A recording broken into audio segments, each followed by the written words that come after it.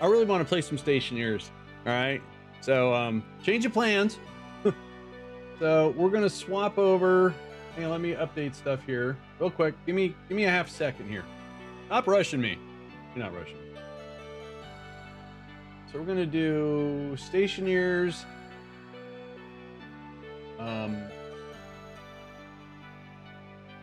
Part 11. Oops. And let's what did I want to work on? More gases. Because who doesn't like talking about their gas, you know? So we'll do that. We go update here. All right. Change of plans, swapping from, oops, that's not how you spell swapping. That's not how you spell swapping. Hang on. I don't know what I'm doing.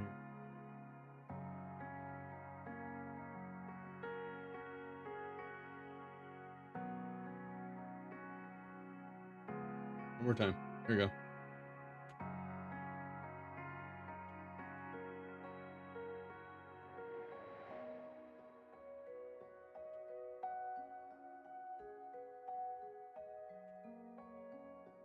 There, short and sweet. All right. All right. So, all right. So, Stationeers it is. I think what I want to do is I want to try out the demos. I downloaded 5, and a couple of them it didn't grab me. But Lightyear Frontier, I think I'm gonna like. Star Trucker looks really cool also, but I'm gonna get in trouble because I have 2 games I haven't even started to play. They're big ones too. So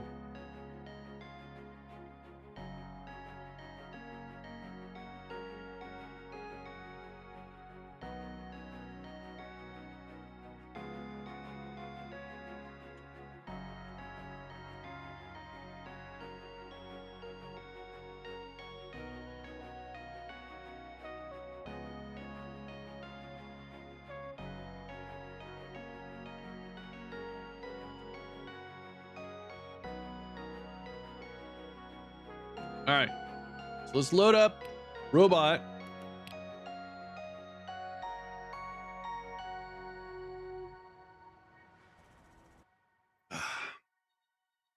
All right, so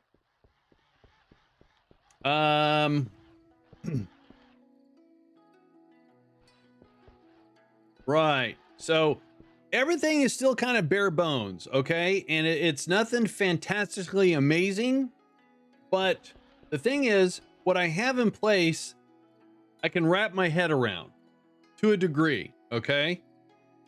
So, now what's also weird is I normally don't play Stationeers with my headphones on unless it's on Sunday. And I can hear my little robot feet, my servos. Weird. All right, so what I want to do is I'm thinking my cooling system should be good. And this doesn't need to be here. I just put that there for just in cases.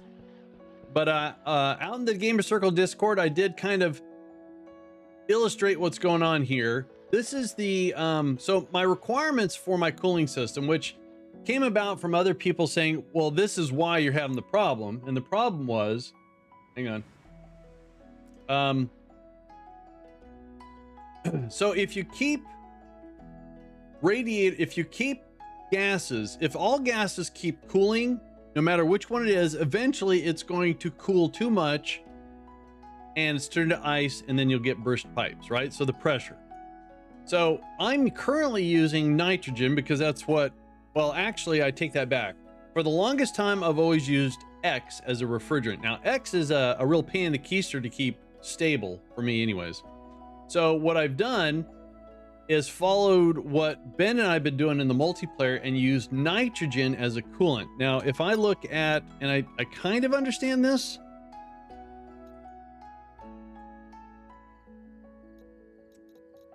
So if I use nitrogen and I don't get it below the freezing temperature, so the freezing temperature right here is negative 233 Celsius. All right.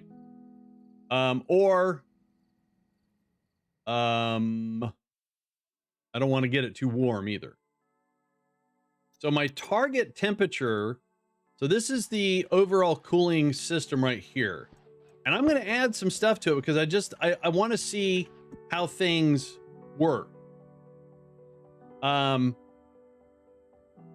back here is the coolant area, right? So we have these radiators are cooling all the gases, which is 1.71 kilomoles of nitrogen right now. And it's actually the entire pipe network right now. When this is on, it's cooling everything all the way down to here, right? I've switched this over from here to there because Ben says if you have some pipes here, you're going to always have some cooling. So eventually these would have burst on me. So I've switched it over there. I don't have any logic over here.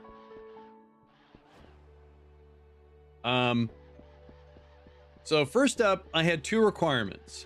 Stop the cooling at a certain temperature so it doesn't become, a disastrous popsicle. And two, when I achieve that temperature, to pump all the gas out of the pipe network, so out of here, and just pump it over here, pump it in this tank and then this big long pipe.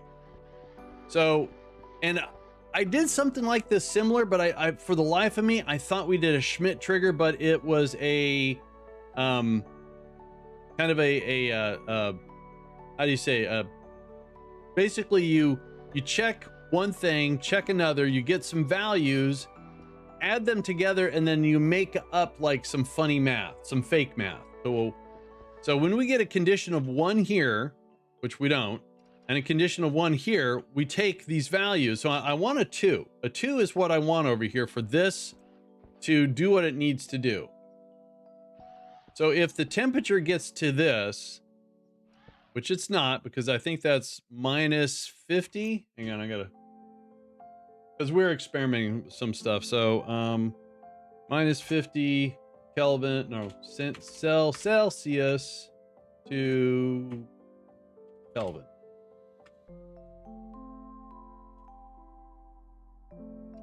So it looks like we're at minus 70. Right, so this is set to minus 70. That's my ambiguous number. It's safe for the nitrogen, so it doesn't get too cold, and it gives you a lot of how does it say, a lot of energy to cool with. All right. The so once this gets to minus 70, cool, then we start pumping all of this. This gets turned off because this needs to reach minus 50. So when you see minus 50 here, this turns off, but this still keeps cooling. So what this is doing is allowing this stuff to get cool. Now it's not being used. So once that gets to minus 50, we stop, we separate the pipe network. But from here, this keeps chilling to minus 70. And eventually I might change this to a plan, B or backup. So if we get a state of 1 here and a state of 1 here, which we have, this is that's okay. But once they both have a state of 1, then we get 2, right? So we add right here, we add the coolant temperature and the pressure temperature together, and we look for a value of 2. And if we do get a 2, that's when we turn these off, or if that reaches a 1, that these get turned on. So right now we have, why do we have 0 pressure? That doesn't make sense.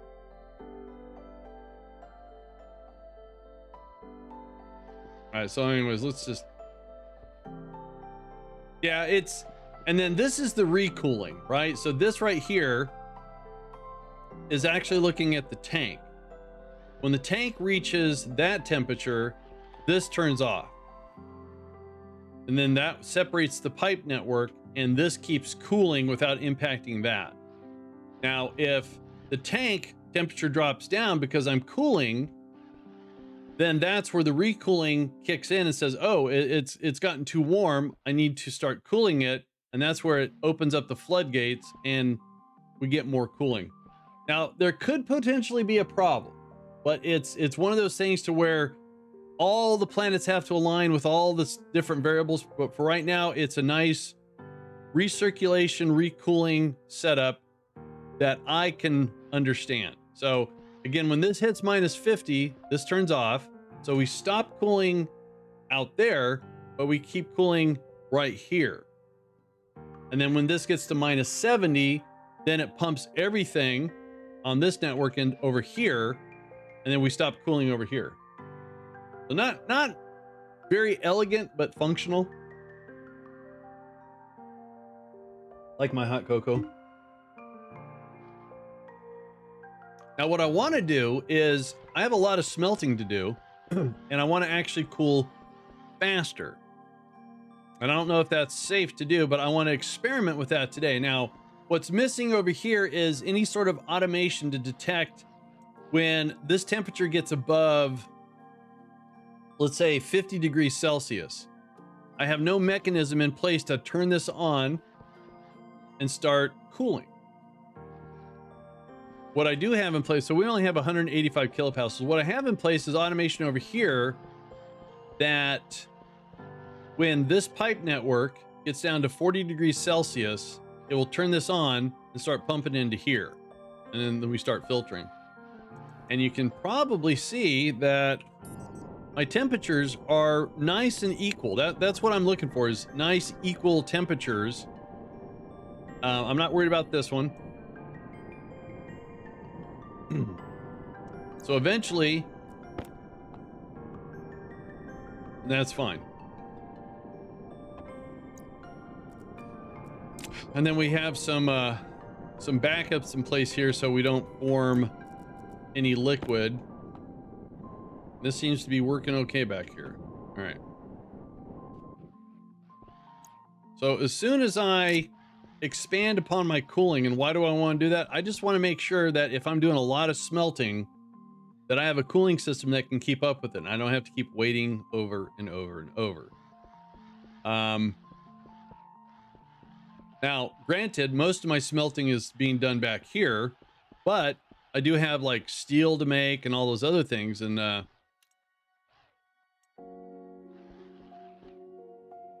this is keeping up nicely. All right, so I just want to see. So if I hook up some additional radiators, and I have to get more nitrogen. So I think you got the down to keep it nice and cool. Yeah, it's going to keep it nice and cool. We have, how many moles are in there? 5.14 kilomoles. So I would really like to take this nitrogen and add it to that network, because all right. I don't think I have too much nitrogen over here yet. I got some. You know what? Maybe that's what I'll do. Oh geez. Maybe I will maybe I'll grab a pipe off of here, poke it through the wall, and connect it over there and fill up another bank of radiators. But anyways, what I'm going to do is I'm going to hook up another network that ties in with this. That's why I made all this room, because you never know until you do it, right? So minus 50, that's turned off, but we're still cooling. And we have 1.71 kilomoles back here. I would like to have more. Now, I guess I could actually, instead of putting a valve here, I guess I could change this to a pump and pump a certain amount of nitrogen in here, so it's consistent. That's okay. So let's build some stuff here.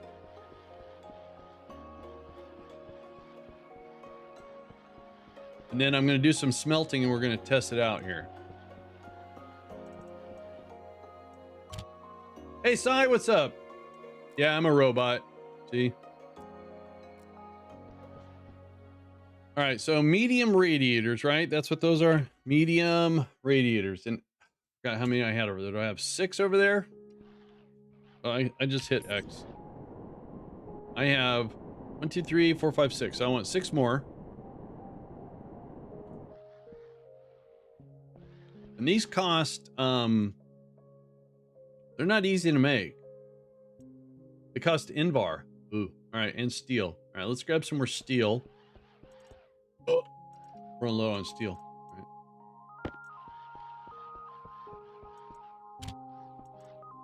We want to make 6 more of those.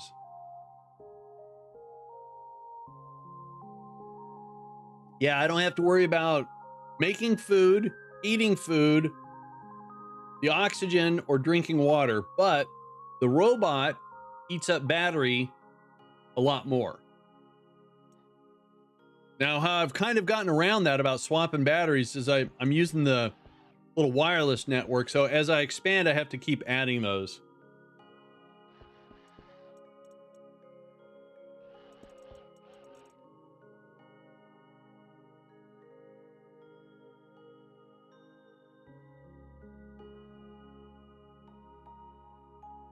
One sec. Let me step away real quick. Be right back.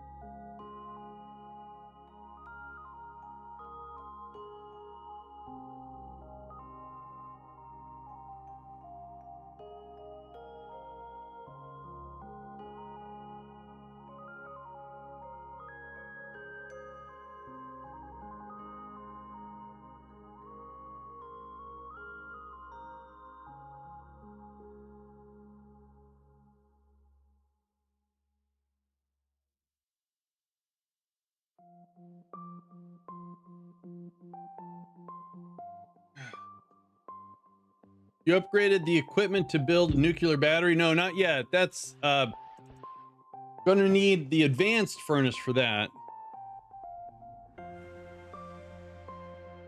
Oops, hang on.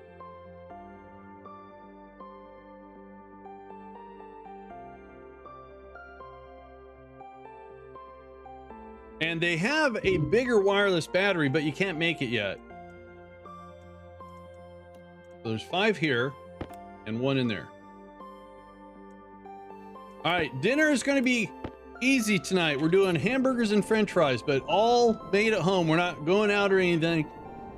But Alex is in the mood for a double bacon cheeseburger, so we're going to give that a try tonight. So I'm gonna give this some space just so I know what I'm doing.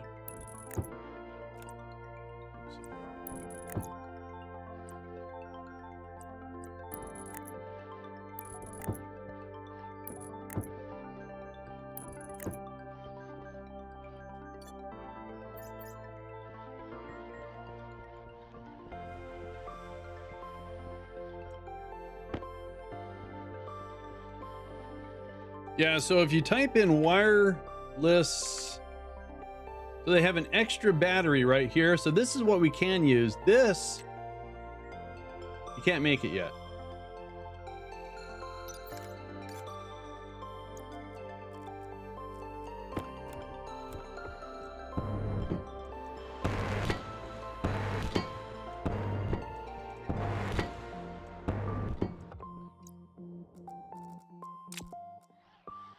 Hey, Neb, how you doing? All right, let's go grab some pipes. I got a lot of pipes right here.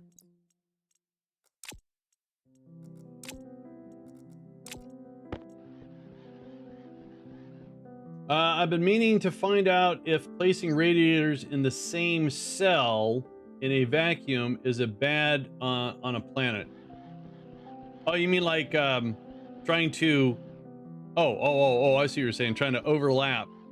I don't know. These things have got a very strange hitbox, by the way, too.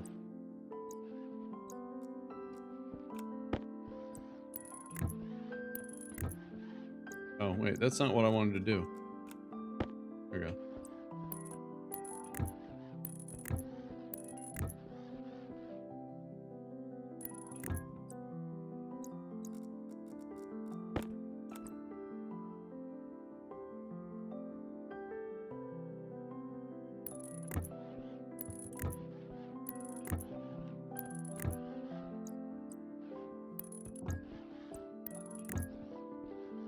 Big idiot sometimes.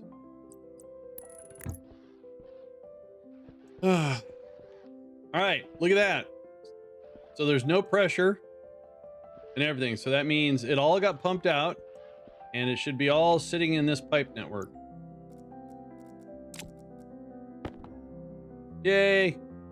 There it is, 21.1 kilomoles.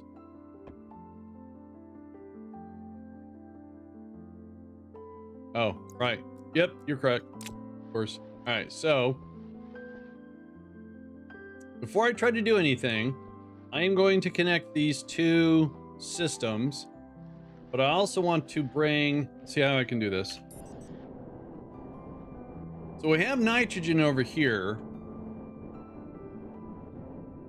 How much? 4.53 kilomoles. All right.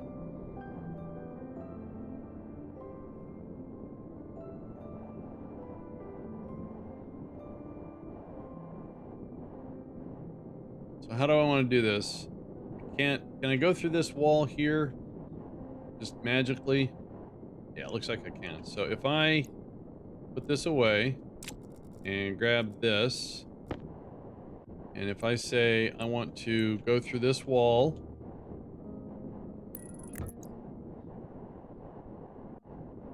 there it is. Sweet.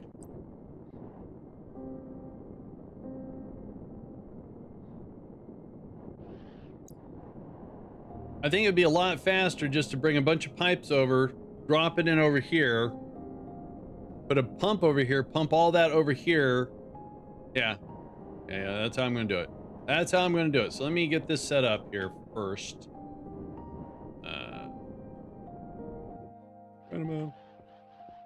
Let's drop all these here. Because like I said, you don't know how this stuff works until you do it. And then a lot of people are going to say, oh, well, yeah, I could have told you that. Well, you could tell me it, but I want to experience it. I want to see, you know, if I add more volume or energy, I don't think it's going to have that great of an impact, but I want to see exactly, you know, what the heck's going to go on.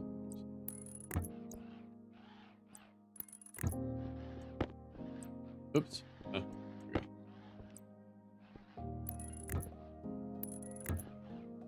So this is probably going to be classified as over engineering. And you know what? That's what I'm famous for. Not really. I am a classic visual aid person.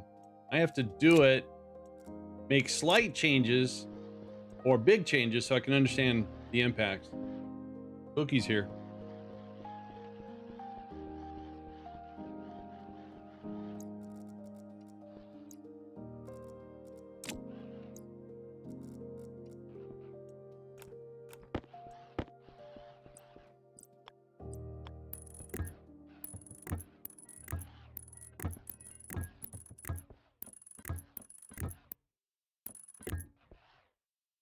Anything worth engineering is worth over engineering. Thank you very much. Yes, that's I don't want to say that's my motto. That's my philosophy. That's the only way I was ever successful in Kerbal, you know? If I only needed 5,000 Delta V to do something, I'd bump it up to 8. All right, so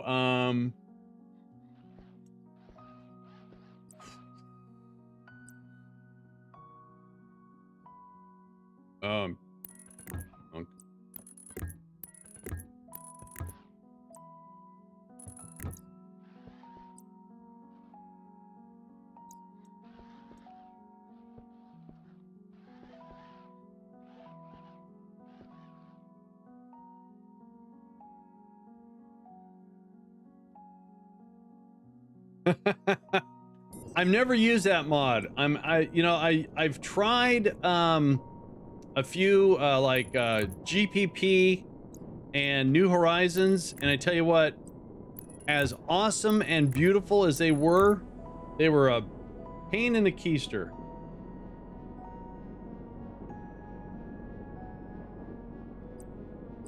For me, anyways.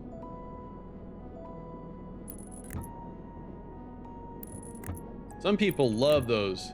I'm not a huge fan of it. I mean, I did RSS once, but I didn't use the realism overhaul or the no, because it was just I wasn't having fun. What was the other one? Far. Let's drop that here. Let's go find some more pipe. Hey, there's some more pipe.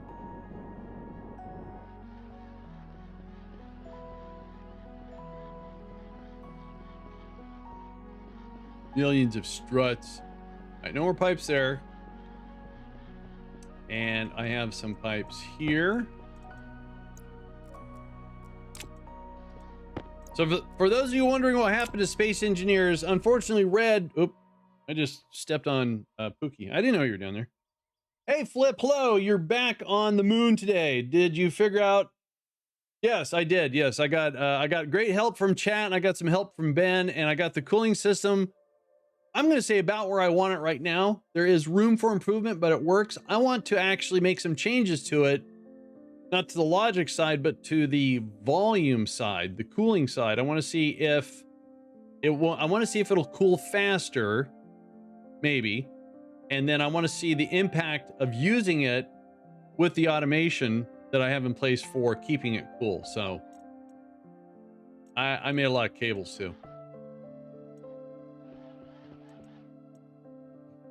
So insulated pipe, and that needs steel and silicone. All right, let's get that cranking.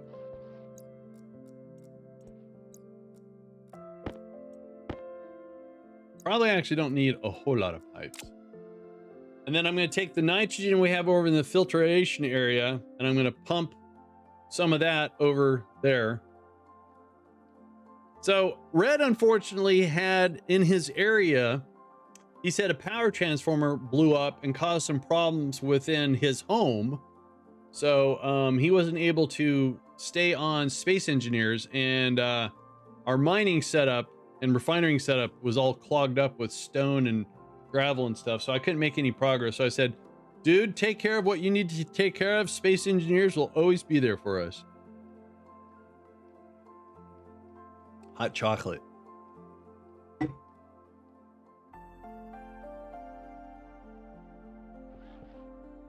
Do, do, do, do, do, do, do, do.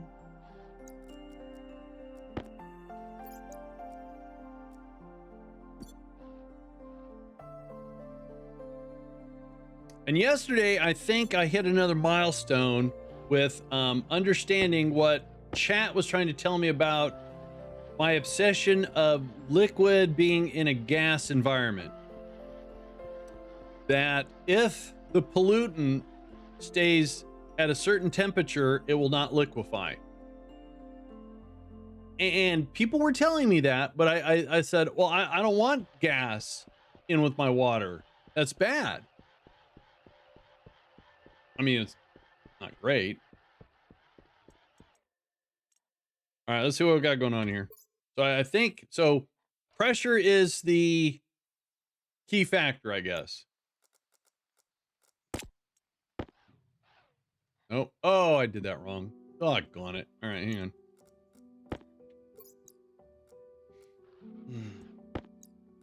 I can go there.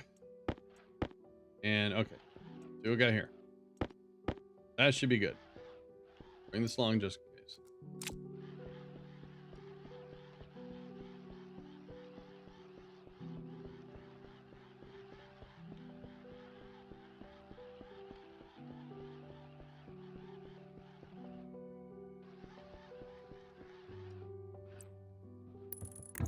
I mean, this doesn't have to be connect all the way. I'm just trying to be, you know, organized, I guess. All right, so now, oh, I will need a lot more of these pipes. My bad.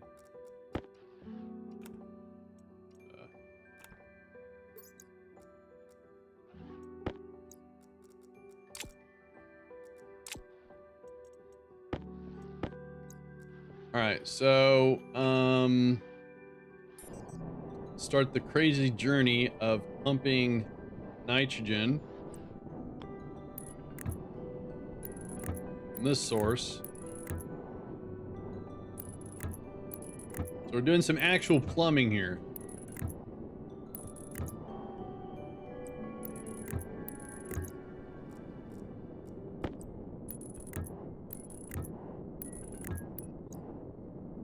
And what I want to do, I don't want to put it here. I want to put it in here. So this is the closest spot.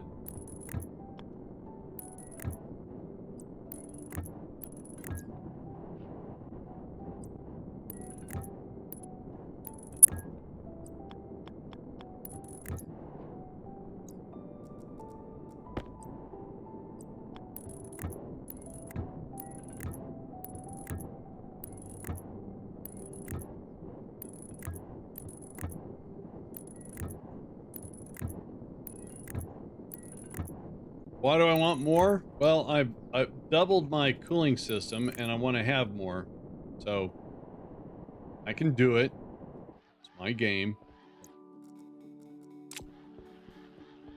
All right, more pipes.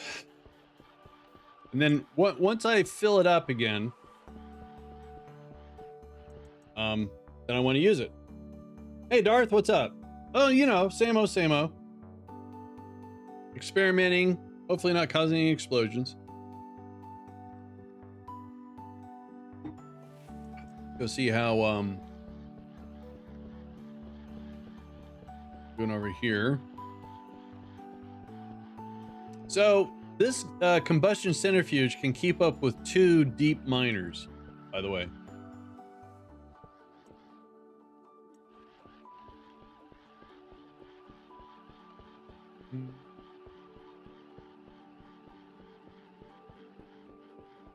Oh, so yesterday, my little DIY world, I went out, took some scrap wood, make sure they're nice and level, and I tacked those up to the wall where the counter's going to be. So that way I know my counter's going to be here.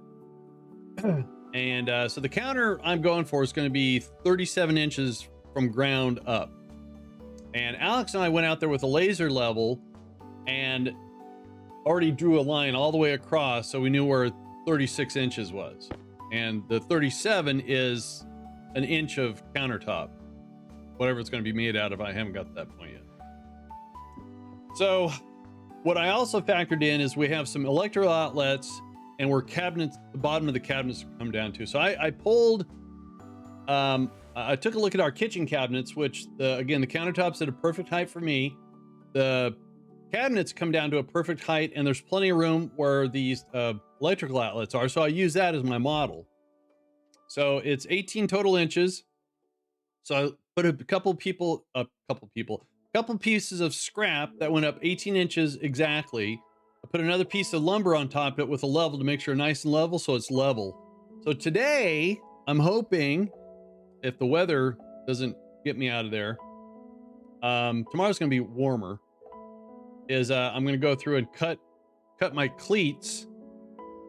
And before I put those up, I have to put a scrap piece of lumber up there, mark where all the studs are, and pre-drill some holes into that scrap, and that's going to be my template, or jig as they call it, for drilling, so I'm nice and consistent. Why didn't that split?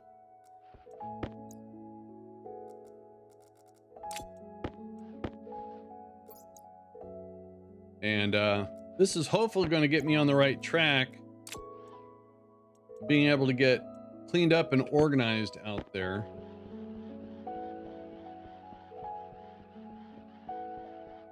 Finally got my new auto furnace program debugged, and it's working like a charm. Just need to get the ore sorting and automated feed working. Oh wow, that's impressive. That is impressive.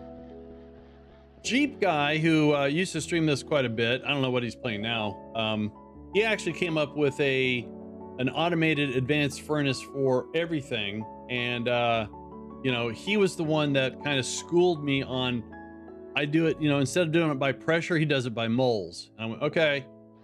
And he got it working on Mars, and then I said, well, I got it on the moon, but I couldn't get it to work, and things were different because of vacuum versus, you know, pressure or atmosphere. So he logged on, tweaked it a little bit.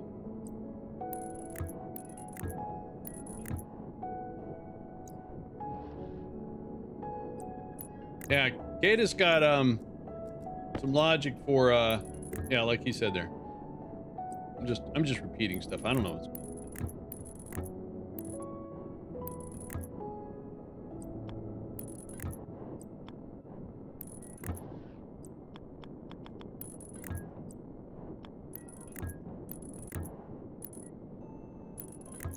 So over here, right here, I'm gonna put a pump.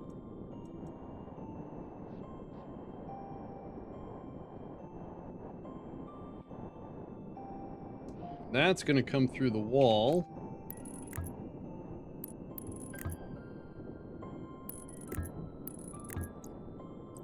We're gonna connect it right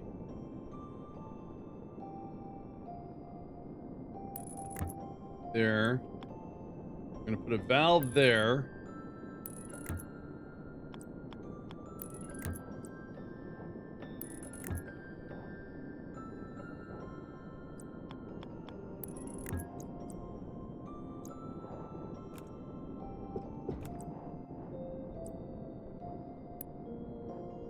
Dang it. All right, now. There we go. All right, so I think there should be a valve sitting right over here if my memory serves. Hey, look, a valve.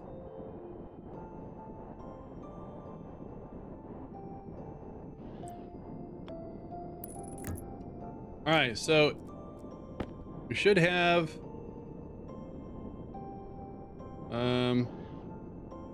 huh. Strange. So, oh geez, I don't want to drop my tools. All right, so okay, all right, fine. Pork, pork, pork. Hey, Skizzers, what's up? All right, so now let's go get a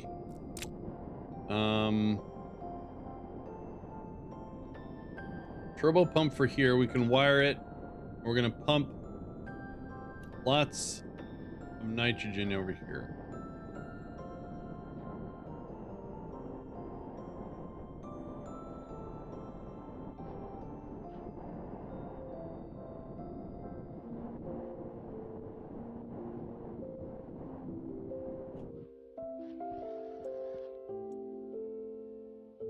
Oh, hanging out with friends in VR. That's so futuristic.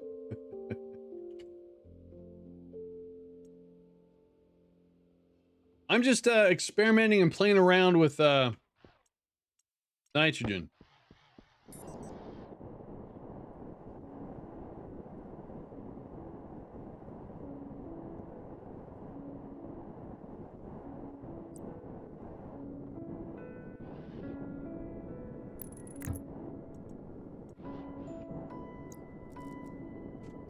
Oops, didn't mean to do that.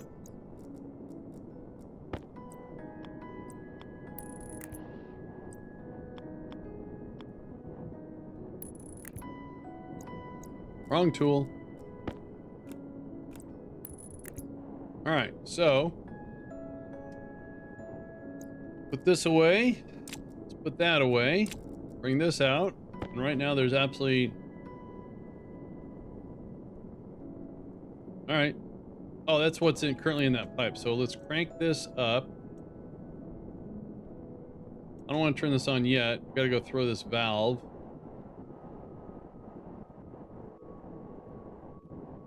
And then I should see this number. Yep. All right.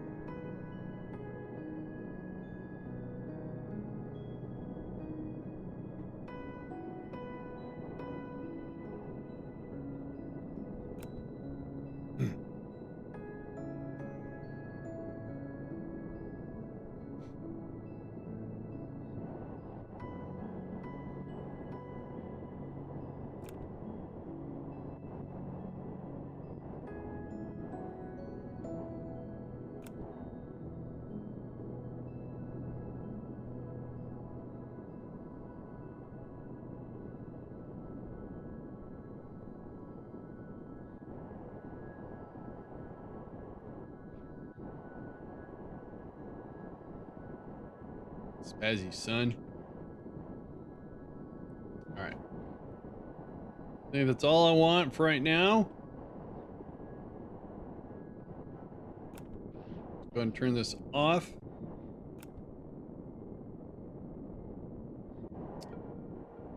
Yeah, my game is completely screwed until they fix the day cycle bug because I cannot generate enough power to support my base without storms. Oh, yeah. That's something else I want to play around with is, again, the gas generation. All right, so what do we got here? So this is cooling. We have 1.29 kilomoles in here. All right. All right, so I'm going to let it do what it does. And I'm going to do something not very exciting at all. I'm just going to start smelting a bunch of stuff.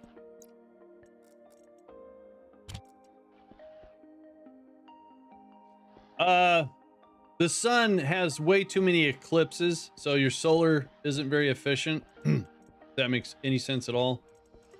So let's go ahead and get all this gold smelted.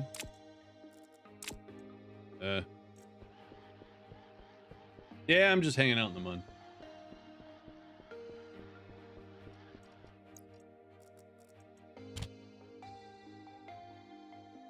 Because what I'd like to do is I want to get a bigger backpack so I can store more stuff.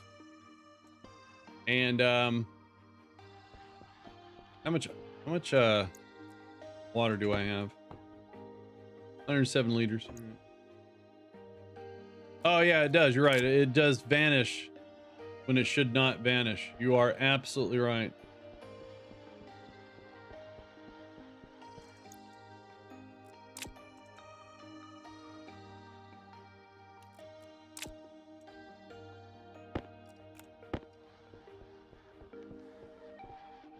Yeah, the moon does not get storms.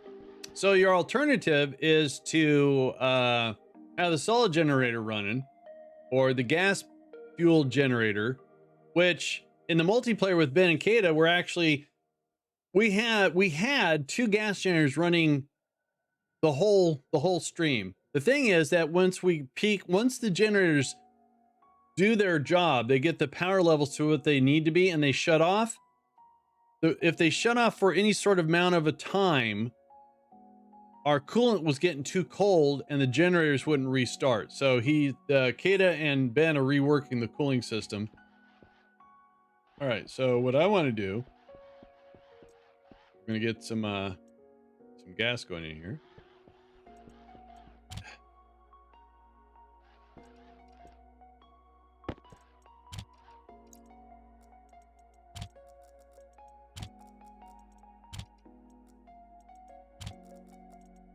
And Kata actually has a electro suggestion of a liquid cooled version.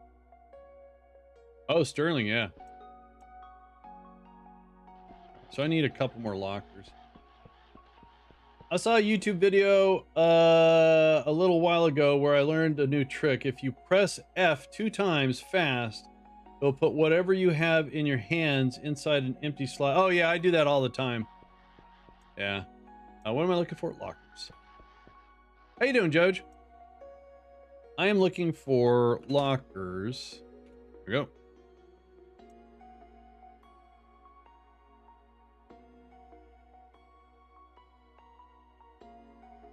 I don't know if you guys remember the game when you couldn't use the mouse a whole lot, you know, for item manipulation stuff. Making some food. Nice. Wait, how many do I got? 2. I want 4.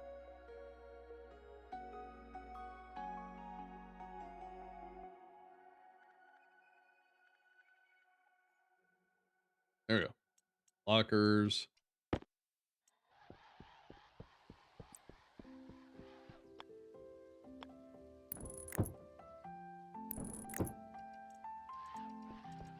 So,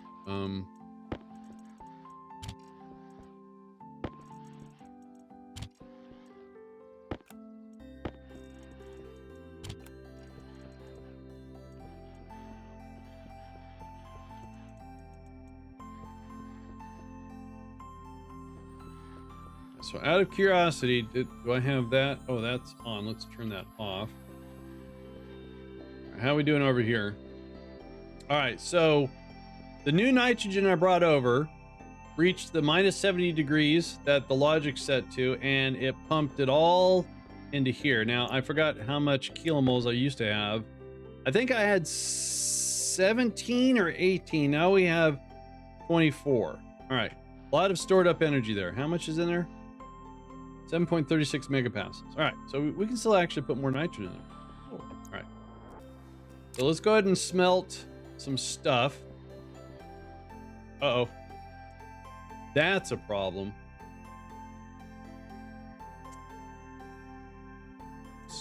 I was warned about that.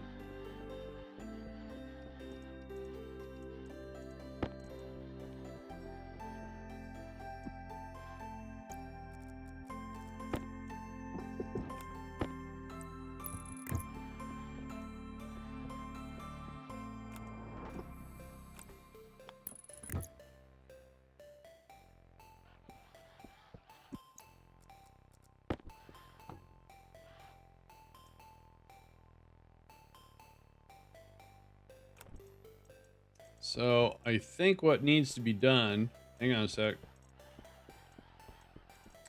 Can I put a digital valve right here? I can't, can I? Oops. So the solution is to drain whatever gas is in here and keep it in here. To turn on a volume pump right here or something.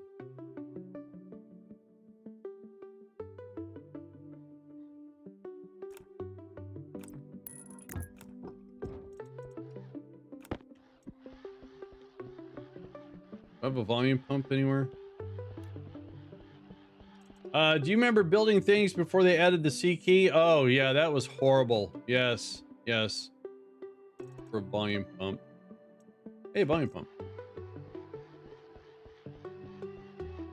See if this will, now, can you actually just put a volume pump?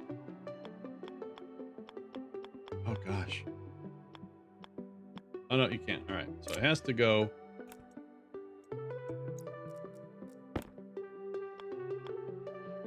Oh. Okay, interesting. All right, hang on. Change of plans here. Let me, kind of redesign this a little bit. So I need a piece of pipe here. Okay.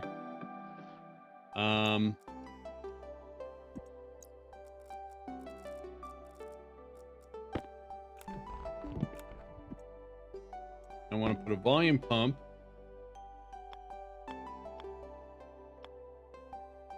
this way. And then the digital valve won't connect right to it, will it? No. So we've got to do that. I think I can still make this work, I think.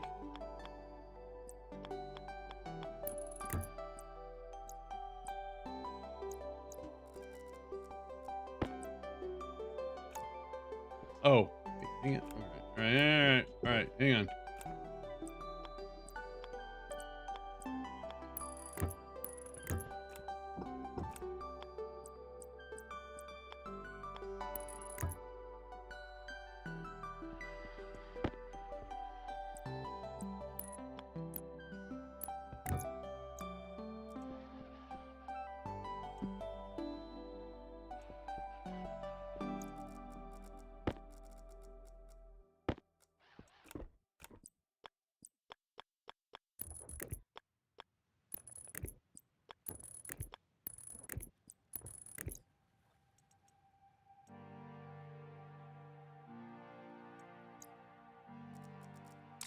So right now there shouldn't be anything in there.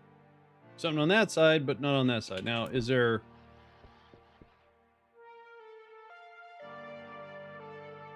Right, so nothing going on.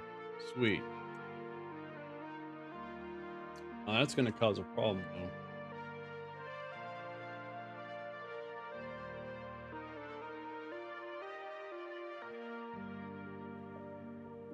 I don't want that there. I want it... Okay, I did this backwards. That's an easy fix. But there's, okay.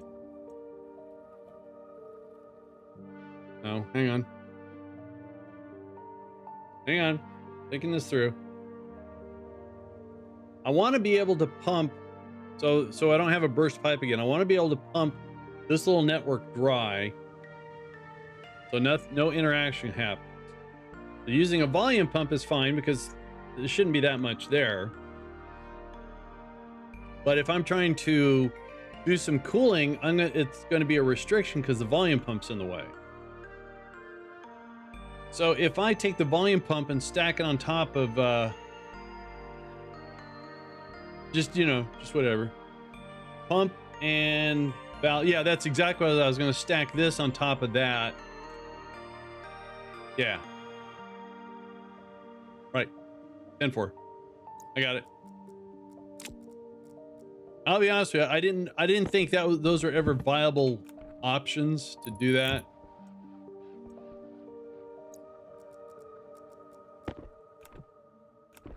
Look, I'm double fisted. Right.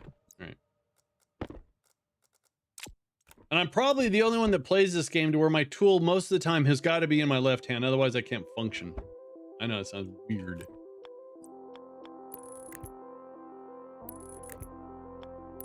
There. Then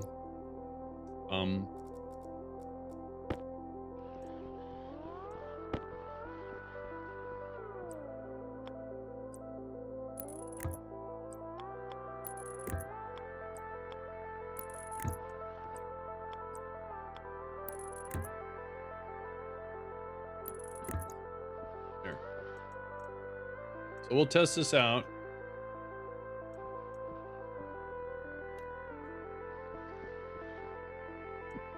All right, so we got gas in the chamber here, right? Fire that up. This away before I melt that thing.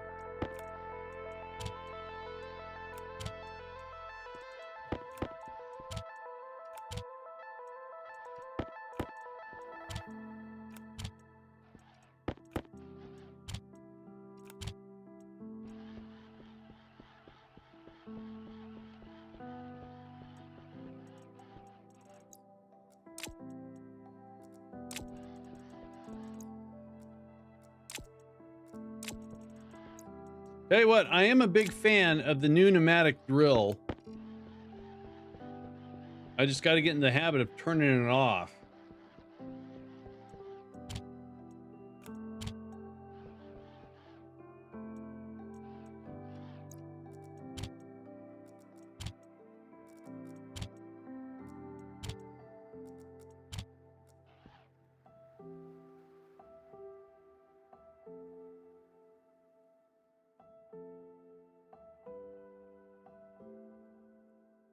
That was some good hot cocoa there. I'm all out of beverages. I got to go to my backup dooski here. There we go.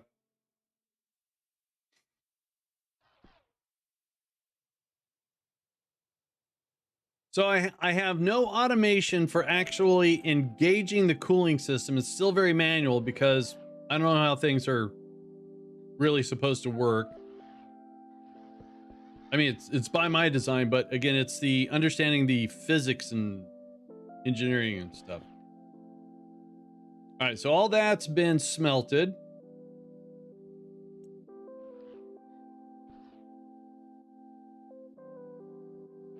Okay, and just because I want to, we're gonna vent it.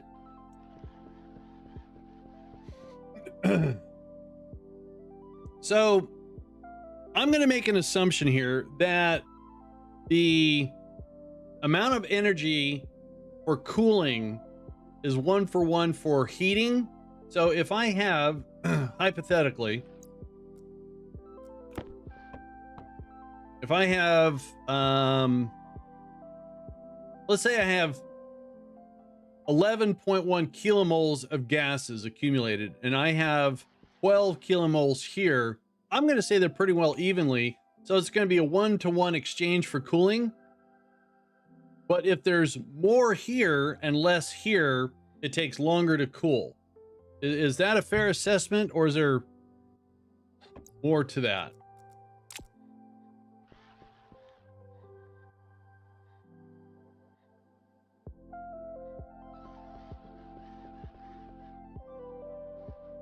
Second law of thermodynamics says there should be some loss due to inefficiency. Oh.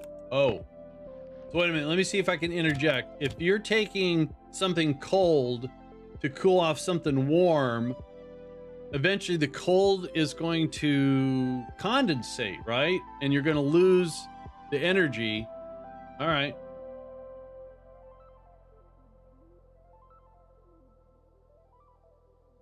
Oh, all right. Well, I thought that was a good question. I get A for effort, right? All right. Let's do some silver.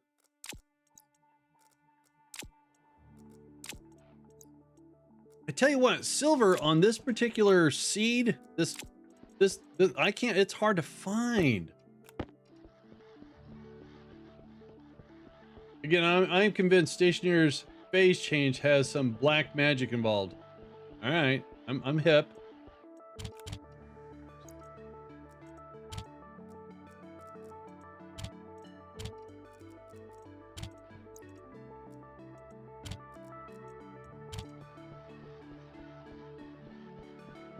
Oh, right. Okay. Well, I guess I was looking for a simple resolve. Oh, not gold, silver. Any more silver?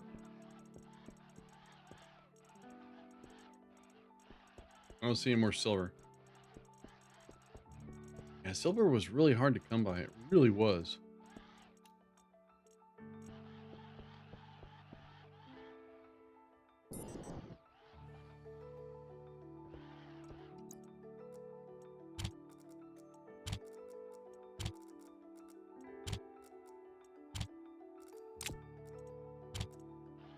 Yeah, specific heat is how much energy it takes to raise the temp. Oh, I got you right. Okay, so they're right. So in a perfect world, if all heat was the same, then my question would have been relevant. Gotcha. All right, so we've got some temperatures here. Let's make sure we don't have any burst pipes over here, because I made a change. This is just there for whatever reason. I thought I was going to need a backup. All right.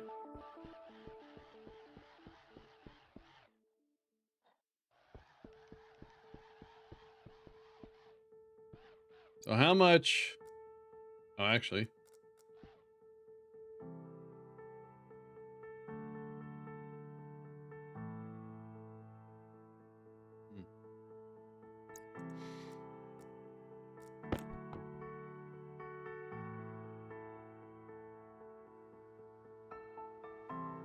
There's actually not a whole lot of gas in here, is there?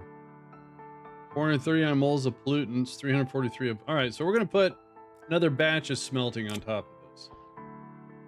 As Dr. Malcolm would say, one big pile of dew, right?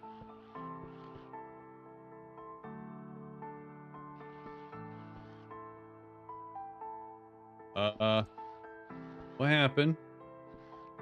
How come that's not pumping out?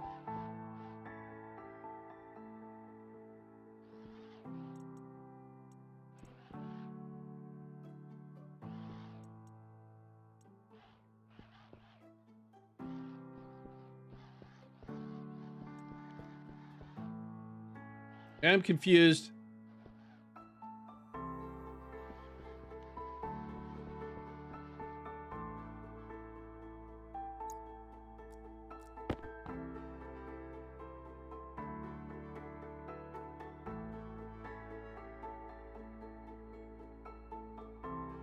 That is moving very slowly. Why is that?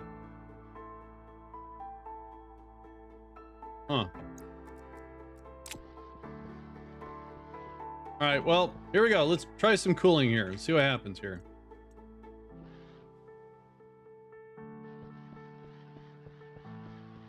Now, when this...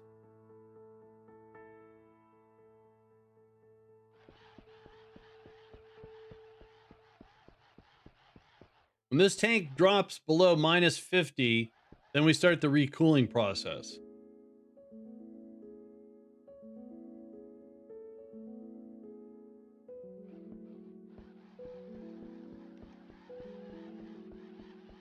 I hope not.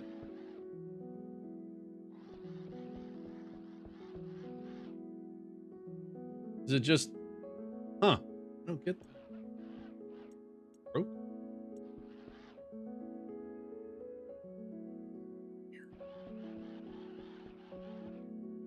All right. So now, to learn, we still have this stuff. And if I turn this on, all that should vacate. Oh, look at that. It's getting cold in there too. That's what we're hoping to prevent.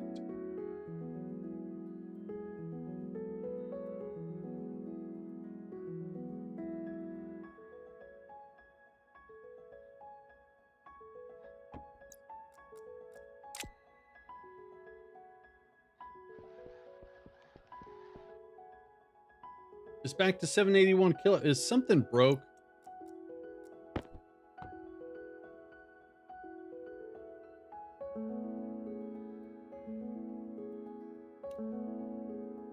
I don't understand.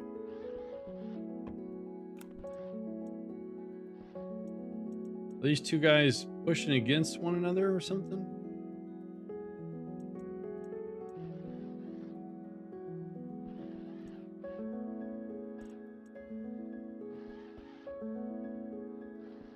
It's connected.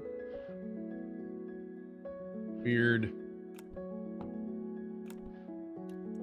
All right, so I shouldn't see a burst pipe.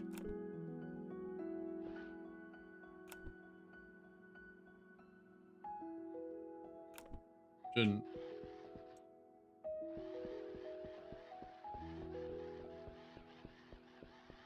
So when that hits minus 50, this will turn off. And before, actually, it's the entire pipe network right now. Oh, it's not. Oh, it's just measuring one network though. All right, so, oh. Did this thing ever finish what it was doing? Oops, I need that. Okay, so that's empty. All right, so turn this off, that off, so it doesn't cause any confusion. Let's get rid of this. Toss this over there. And,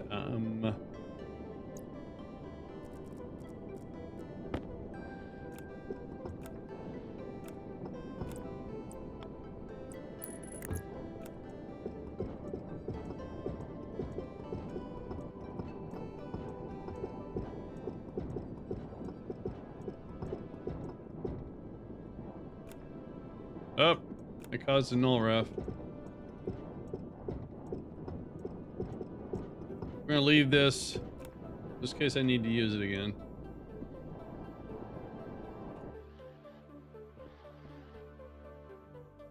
Invalid operation. Collection was modified. Enumeration value. Yeah.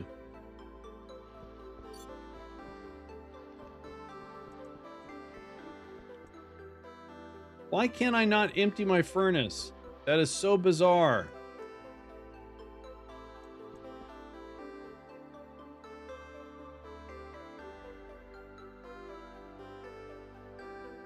Then it starts filling up again.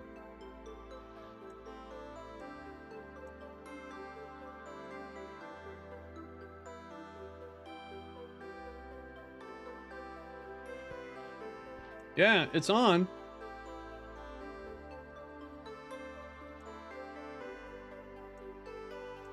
Shouldn't need that on. I'm using a turbo pump and it's maxed out.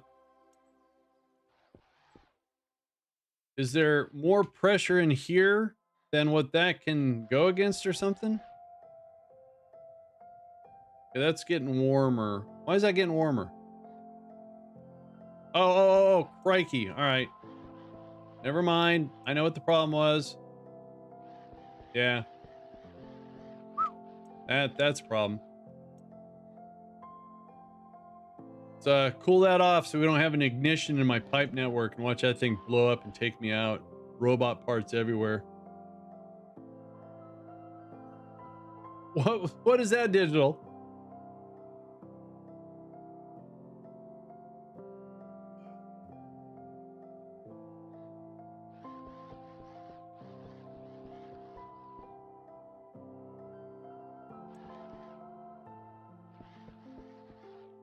Problem exists beyond keyboard and chair. I don't think I like you anymore, Digital. Can somebody please ban Digital?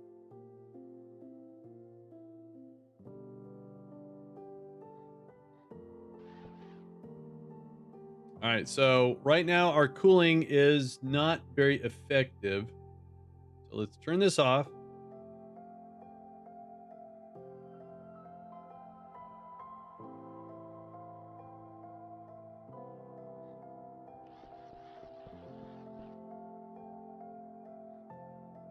Picnic air. Ooh, is that a Yogi Bear thing?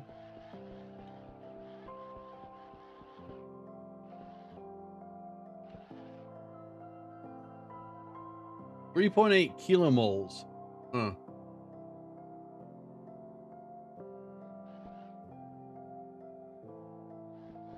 So what temperature is the tank? So that is reading the pipe analyzer, and the tank just doesn't have. All right, so it's close. So as soon as the tank gets to -50, that digital valve closes. We continue to refrigerate all this stuff in here. Right. Okay, cool. All right. So I did increase the capacity, but I guess the better way of doing it is to actually pump it in to a certain capacity and then turn off the pump versus having a shared pipe network. Thanks, Monster.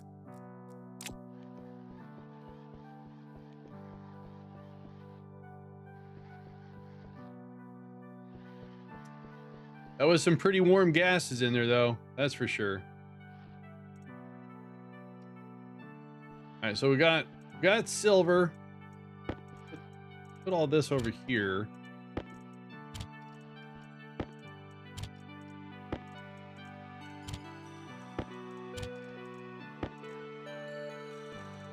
No, wait. I'm doing this wrong. My bad.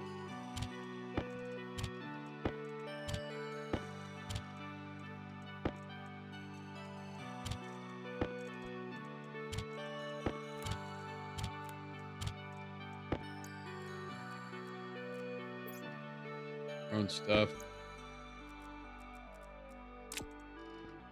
All right, let's go down and collect yeah, let's get all the lead.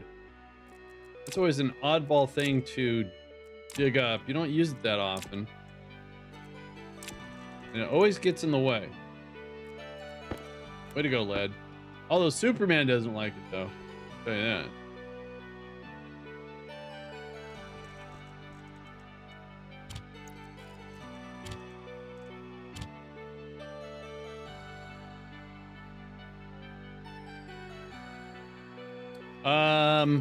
So this cooling is kind of it's got some automation, but it's not fully automated because I have a hard time trying to understand physics because it's hard. Okay, physics isn't easy for me. I just hit the microphone, I'm sorry. So what I'm trying to do is understand when you make this change, what is the impact? Because one could talk to it and you can go, oh, but then, to experience and go, oh. I don't know if anyone actually says it like that, but oh, I'm from California, so. So all I'm trying to do is to create some situations here to see the impact, I guess. Did I not grab another lead? Need to get the lead out of here. Wait, did it go in there? Oh, it went there. That's all right. So that's completely empty. Finally, I understand what's going on. Turn that off. Now we can add some fuel again. It's getting colder. That's good.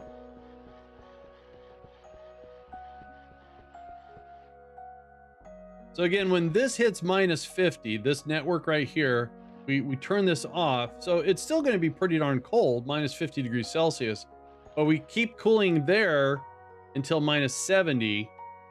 And then once we hit that, we pump all that back over here.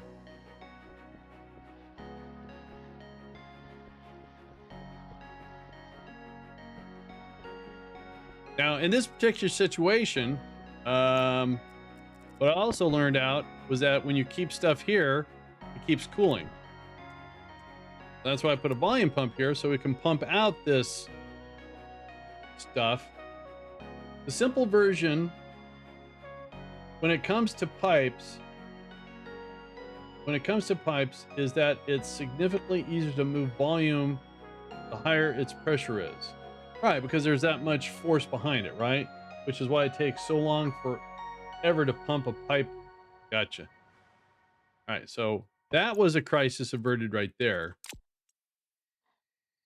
And I have some stuff in place here to help deal with any sort of condensation. So eventually what I want to do is when this gas over here is we'll say above 40 degrees Celsius, I'm going to want to cool it. And I'm going to keep cooling it until it gets down to 40 degrees Celsius. Then once it gets to 40 degrees Celsius, stop the cooling, pump this out until this is empty. So I'll have to put a pipe analyzer on that, because once this gets to 40 degrees Celsius, that stuff kicks over there and it starts filtering it.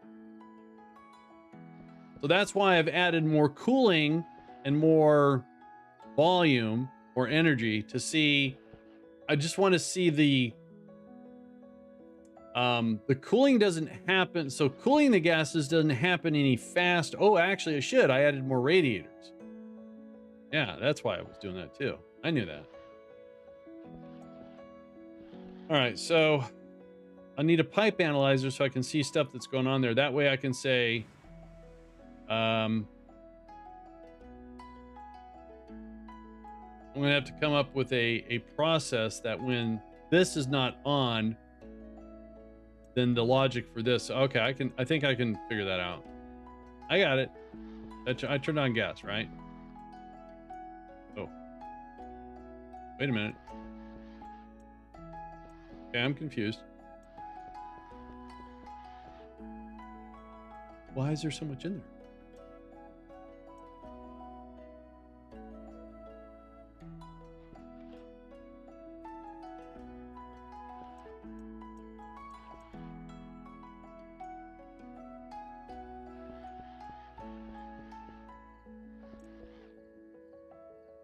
I don't know.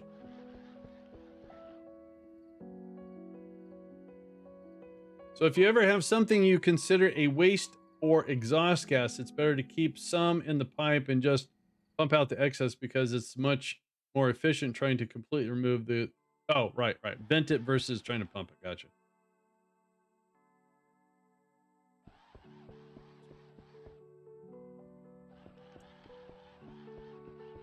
So that digital valve's still on because it's not minus 50. Getting there.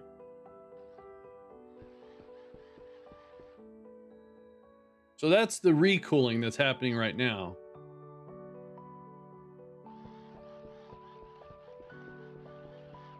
Here, my little robot feet is funny. So we want this to say, all right, what the... Okay. All right. I'll eventually... I'll figure out what I'm doing here.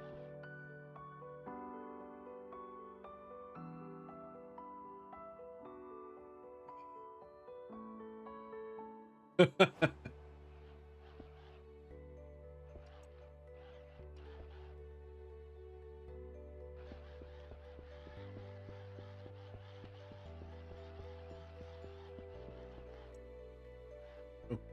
getting there.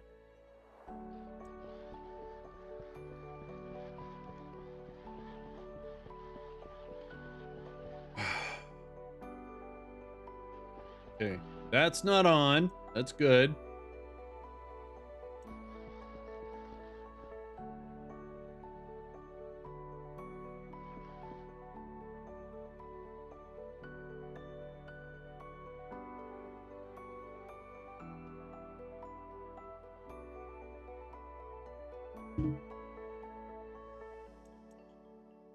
Pookie, I know you got food, dude.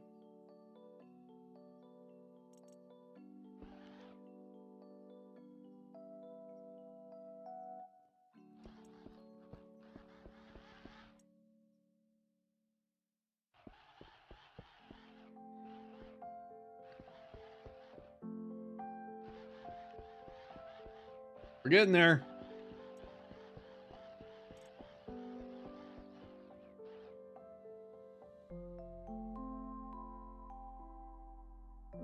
So I've been rewatching the more updated Planet of the Apes movies.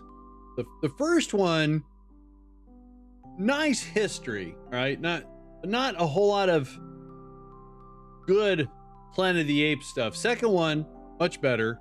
Now I'm on the one where maybe it's the fourth one. Am I missing one? The Tim Burton one. No thanks. I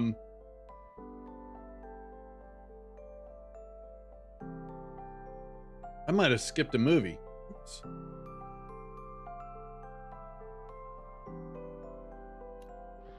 There's 3 or 4 of them. I can't remember now. All right, so now there's nothing in there. There's a Tim Burton one, The Nightmare Before Planet of the Apes. No, it's just called Planet of the Apes. And what I really like about the Tim Burton one is the actor that played the orangutan. What was his name? Giamatti? Is that his name? He's hilarious as an orangutan. It had Mark Wahlberg in it. Tim Roth, the late, I'm at a loss for his name. He passed away recently. He was in The Green Mile. Paul Giamatti, thank you. Michael.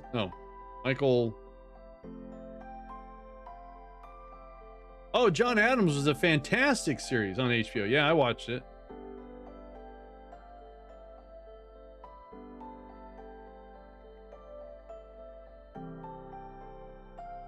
All right, that should be enough. All right. Do that. Fire that up.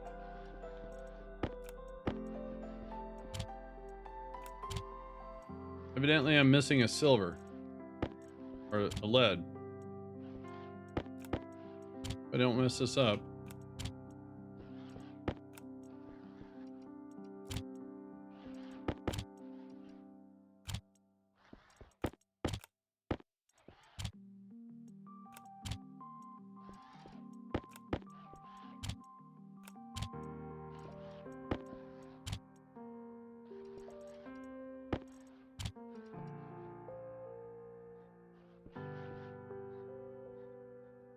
All right.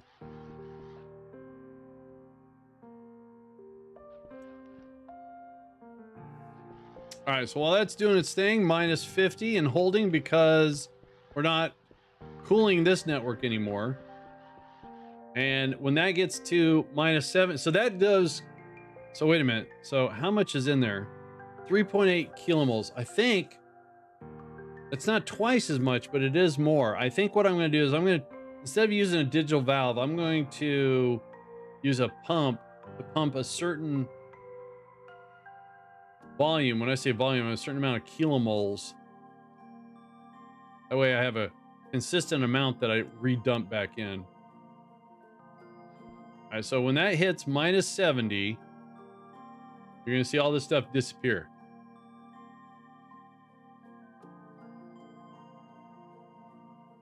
You know, another good role he played in was the Cinderella Man when he was Russell Crowe's manager.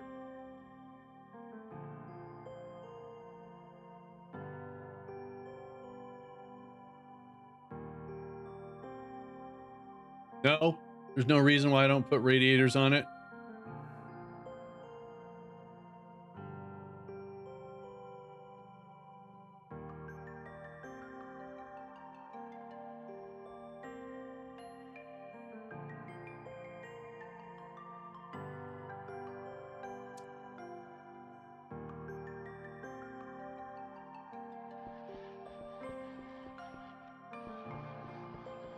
I mean, it's funny I put them here.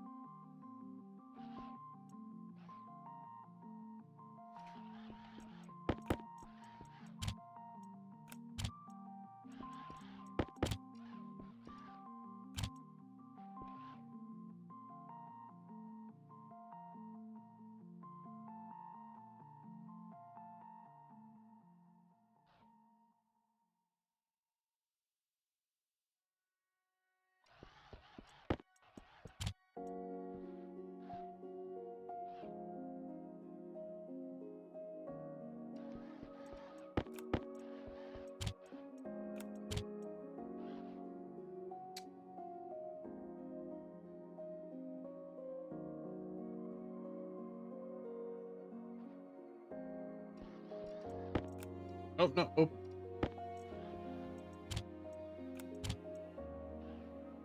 I guess because I have this weird philosophy of trying to brute force stuff through over engineering and yeah, and then here I am trying to do passive cooling back there, right? And then yet I'm not passively cooling with a few radiators.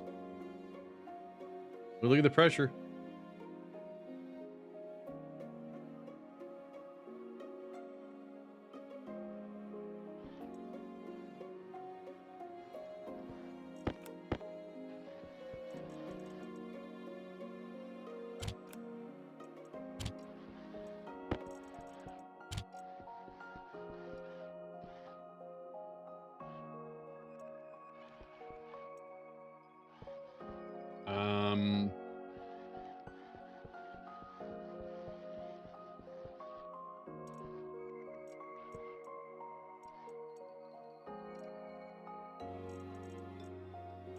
Huh.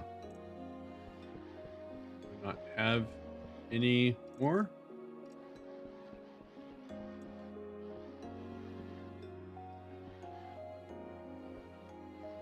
Huh. Yeah, this is where my locker system fails me here.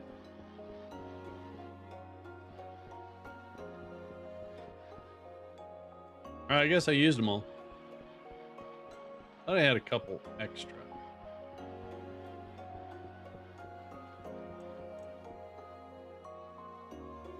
Guess not.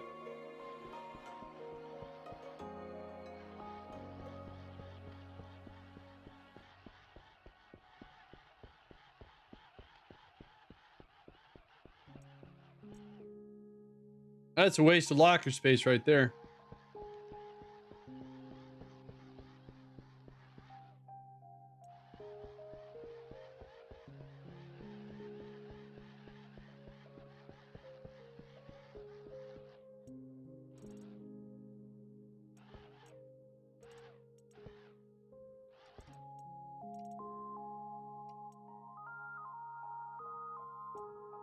Found him.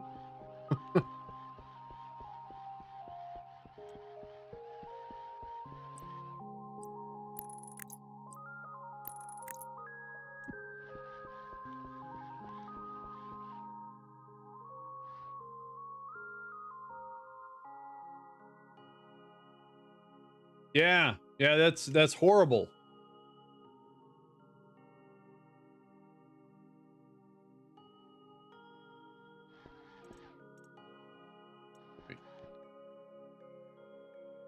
All right. So this should be going down. And it's only because of these radiators. That is so. If I take one off. Oh, actually, if I do this, hang on. Wait, give me that back. Huh. Oh, so we're doing 45.2 kilojoules of radiated heat dissipation, right? Transferring the heat from that pipe via the radiator to the vacuum. The other one, so hang on. The ones that we used to use all the time used to look like this, or they do like, look.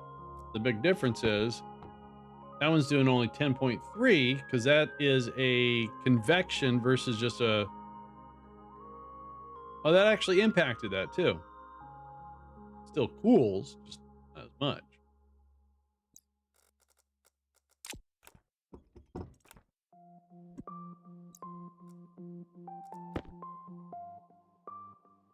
No, I guess it didn't impact. All right.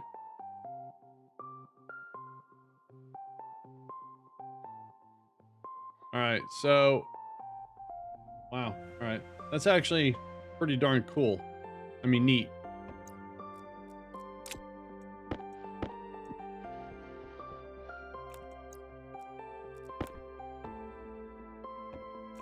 All right. Here we go. More chilling going on.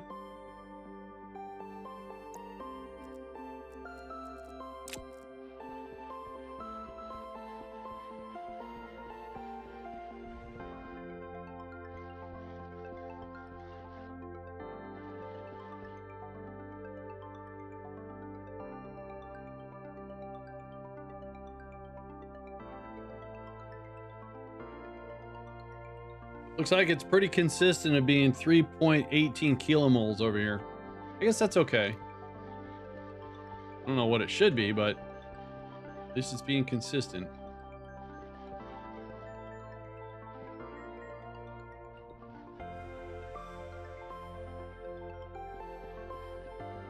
Well, I tell you what, it gives me the opportunity of cooling more often. That's my takeaway. It takes 10 of those to equal a large one. You mean the one, the large one is in the one that's got water pipes hooked up to it?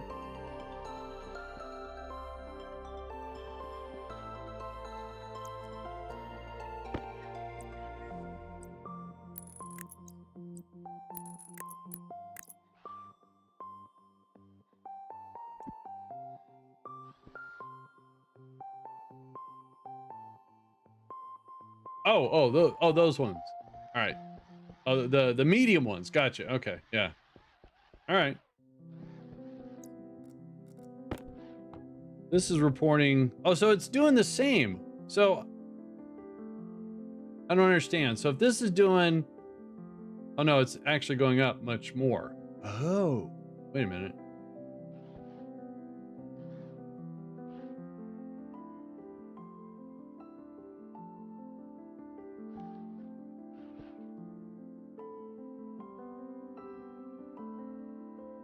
So the warmer it is, the more it radiates. That makes sense. All right, that makes sense. I get it. I get it. All right. Oh, is it really? I didn't know that. That's dope. All right, so let's turn this off. Turn this on. Yes, yes, yes, yes, yes. Differential. Fancy words.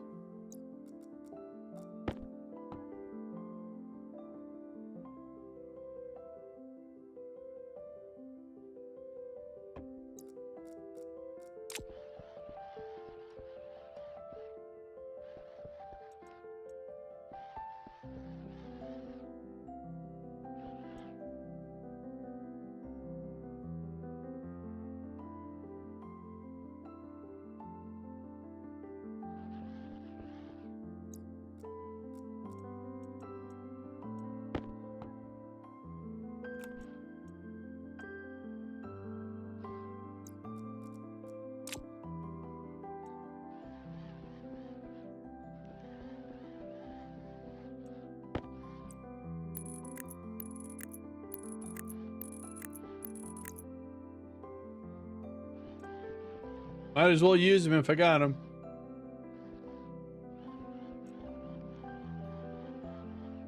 All right. Trying to figure out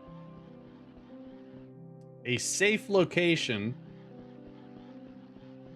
Yeah, passive cooling helps to bring furnace exhaust down to a reasonable level.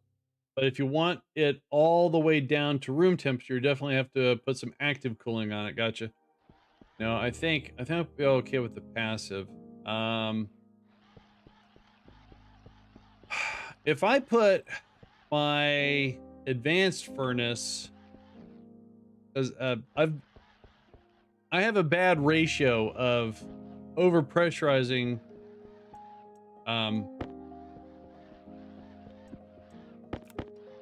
my furnaces, my advanced furnaces. Oops. So, because like I said, I want to make some of the other gear. So, trying to figure out where I should put it because it needs access to the fuel and it needs access to the exhaust. So I'm thinking put it over here, and run the fuel line to it, and then that way the exhaust can come out and connect to here. Probably a good idea. Put it over there away from everything so when it blows up, it just takes me out. Yeah. Any frames? I do have some frames. All right. So the coal, I should actually, oh, you know what I could do is I could just take this to the storage for the coal and let this get sorted through it. That'd be easier. Some cobalt. Let's go,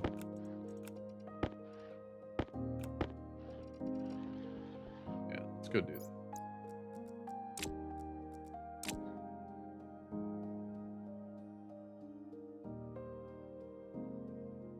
Well, it's just because I don't know what the rule is. If my temperature is okay but my pressure is too low, do I add just more fuel or do I add oxygen? I don't know. I always forget and then I panic too. I'm gonna blow it up. So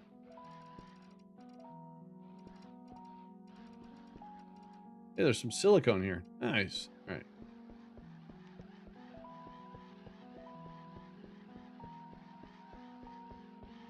I would say that I have a 15% chance of not getting to the release valve quick enough before it blows up.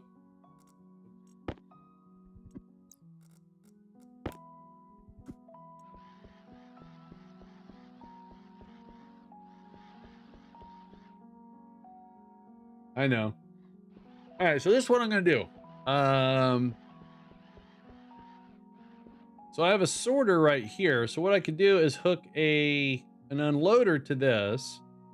Go ahead and scoop all that stuff up. Oh, the only thing about it is I'm going to lose all the gases that come from that. I don't want to do that. No, I don't want to do that.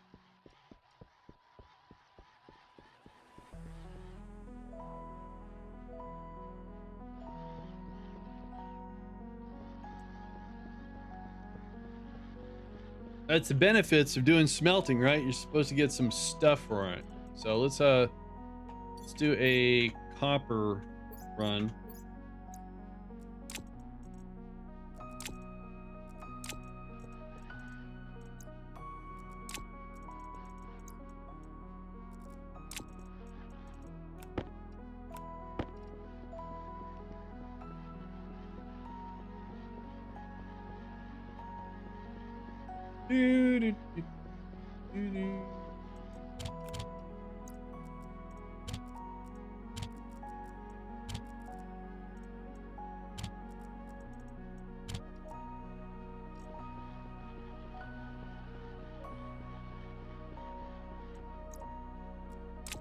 Well, you know, there's smart people and there's people that just play the game. Let you guess which one I am.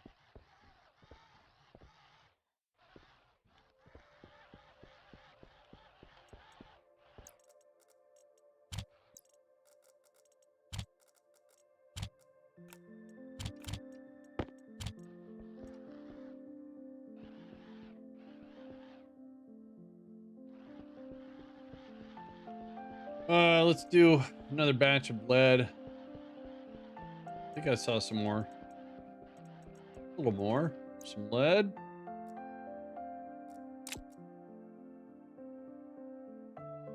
Not smart people don't play the game. I'm not smart. Oh, smart, not smart people. Oh, I got, yes. I will take the sideways insult anytime. Or sideways compliment, sorry. I thought I remember seeing a pressure relief valve that can be programmed. Open if, oh yeah, back pressure regulator, yeah. But it's slow, unless there's another valve.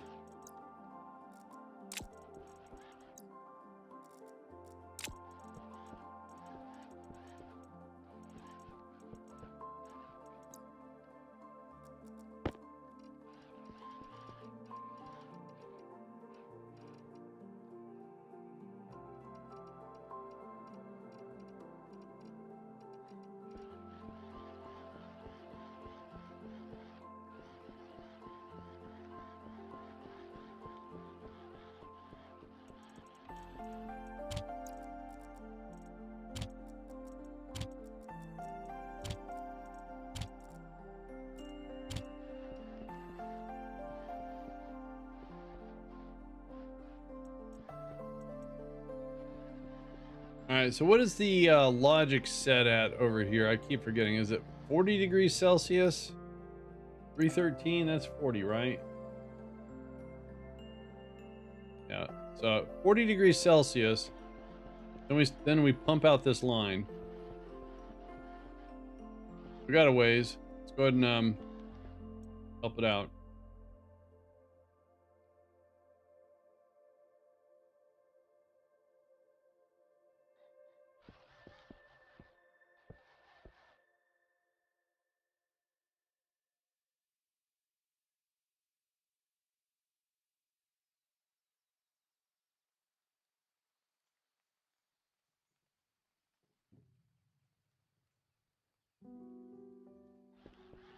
All right, that should be good enough.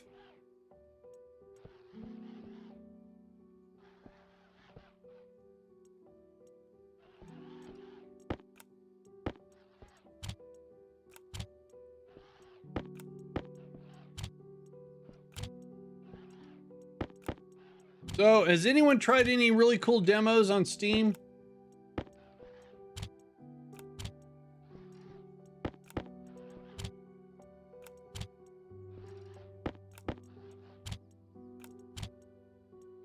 Skull and Bones is fun. Oh, that's the Ubisoft, right? Yeah, they have an open beta, right? Homeworld 3 is interesting, but the controls are hard. I've never played any of the Homeworld 3 games. I played demos of Chance of Snare and Tin Can. Tin Can, is that the one where you're in an escape pod? Demo, no, but I've been playing. Oh, Enshrouded. Oh, notable. Nice. I've actually played that, and I can't remember how far I got, but it was very challenging. I've been watching Starship Simulator, hoping it to be more than just a fly here and look. Yeah, they got a lot. I did this tutorial about how to power up a starship. Man, that was lengthy.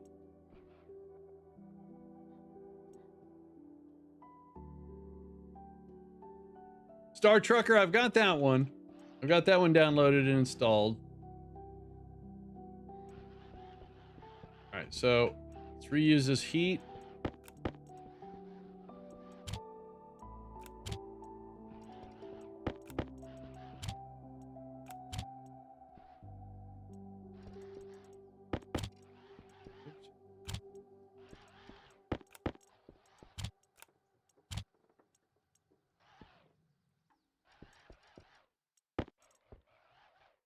Oh, yes, Pacific Drive. I do not want to play the demo of that one. That one looks really good. So I think that one's on my list.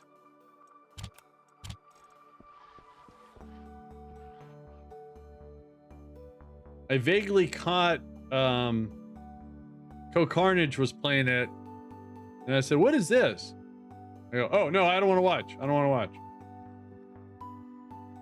No, I don't want to watch."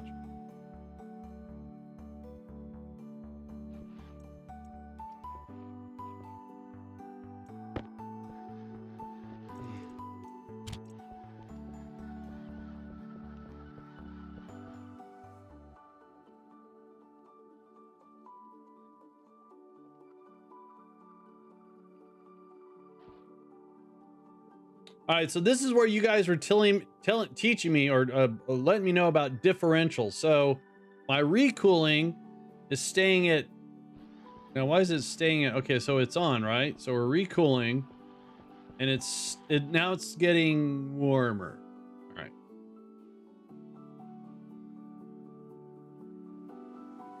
Oh, it's getting colder. It's getting colder. Oh, sweet. So we've gotten to the point to where our cooling system is no longer being slapped in the face by the hot stuff. You know what I mean?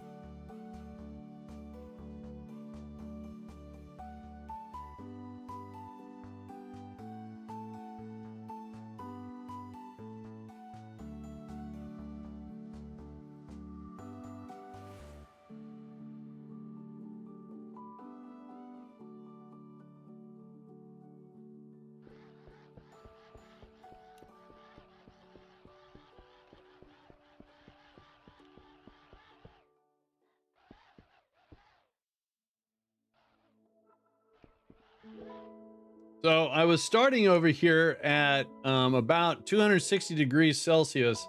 And since I'm slowly lowering the temperature, it's all starting to come. Look at that. They're all 208. Nice. That's so cool. That one. Another I've seen that's interesting is Arms Trade Tycoon. Tanks, though. It's getting a lot mixed reviews. Oh, well, Helldiver looked like it would be interesting, but it's getting mixed reviews. I think only because their servers got overwhelmed because it was so darn popular. I don't mind a good shoot 'em up bang bang once in a while. All right, so 57 degrees Celsius.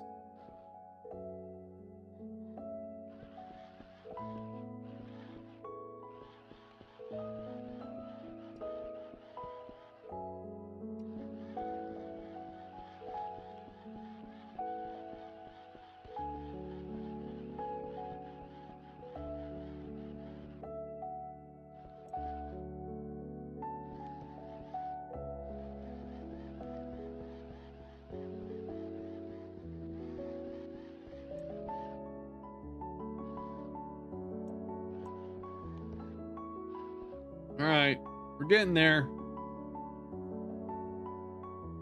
Helldivers 2 kind of came out of nowhere for me. I never played the original. I never played the original either, but have a friend who liked it a lot. It's definitely a game that's, you know, with peeps, it's a lot more fun. And so somebody clear up the confusion. So the next Subnautica, is it going to be co-op or not? Because first I saw a report it was, and then they're coming back and saying it's not, but it's not a service. You know, once you buy the game, any updates that come out, you get. So there's no Game Pass or anything like that.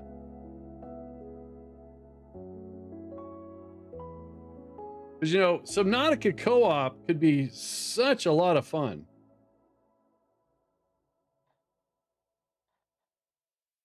Okay, so now you'll notice this is all being pumped out. So let's go ahead and stop this. Pump that. Oh, condensation is happening. Okay. That's going to be dealt with on the other end.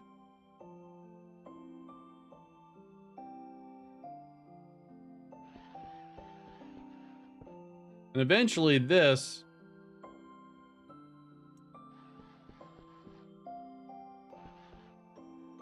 So that's going to keep Spazzy Sun. So this is going to keep going until that's 0. Look at the temperatures coming down too. Sweet. Hey, look at that. Digital Wolf with the 54-month resub. Digital, thank you very much. Appreciate that. Can someone unban him now? Too many games are just variations of the same popular ones. You know, a good sequel is a good sequel. That's all I got to say. But yeah, if you just kind of take features that you've seen in other games and add them to a brand new game, right? I don't know. After Below Zero, I'm starting to think Subnautica might have been just a one-time thing.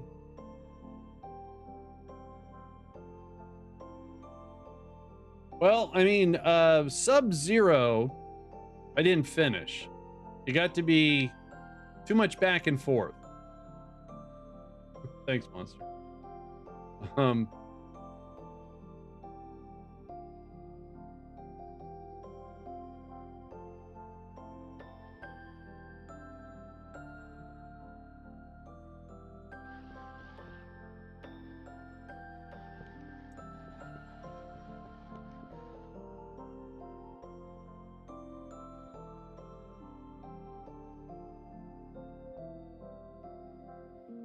Yeah, that's true. It could have been just DLC. All right, so that's on to pump out the gas. That's good. So the condensation problem's being taken care of. Oh, now this is getting too cold. Yeah. All right. So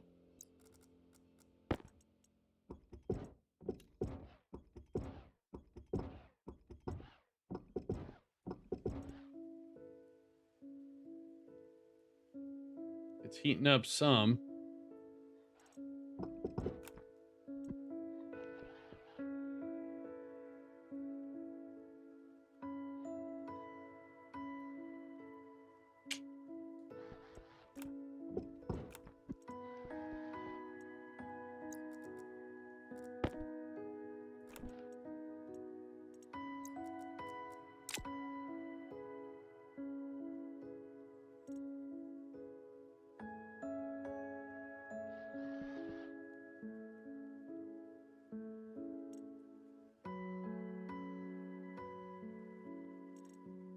So we have some heat that comes from here that gets dumped into there, but it's not enough to.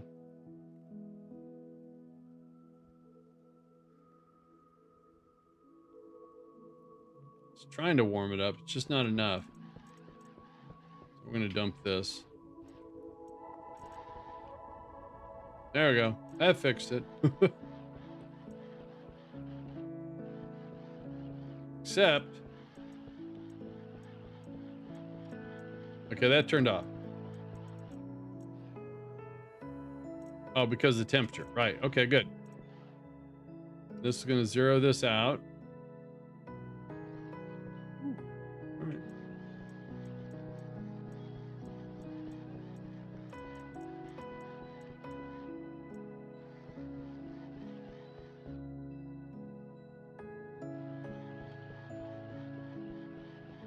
Double check our quantity here. 3.18. Right.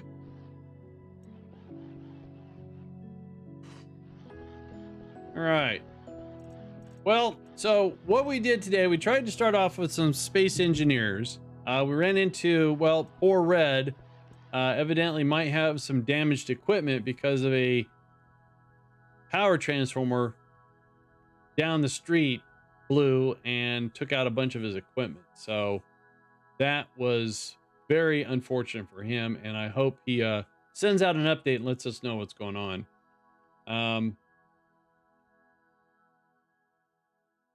So what I did is I stepped into here to show you guys the cooling and recooling that Ben and I and also King were trying to put together. And it works.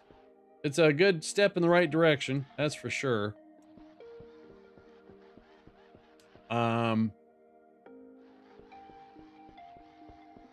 And we got the automation for the filtering kicked in. So now it's just time to focus on automating everything so I don't have to go over here and flip levers and valves and stuff like that.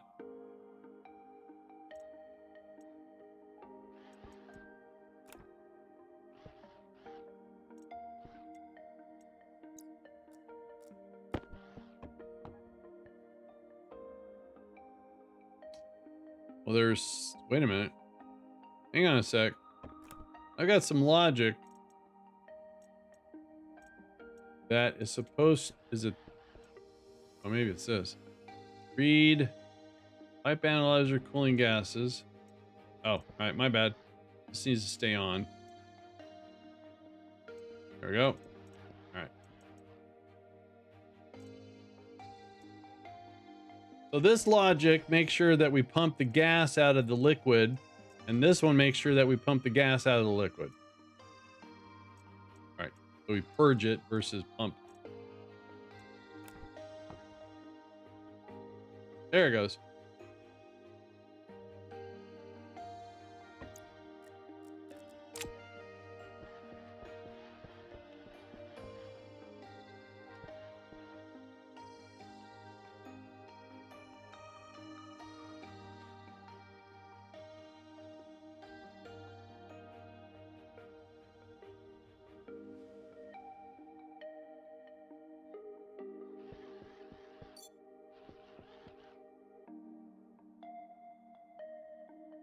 You know, I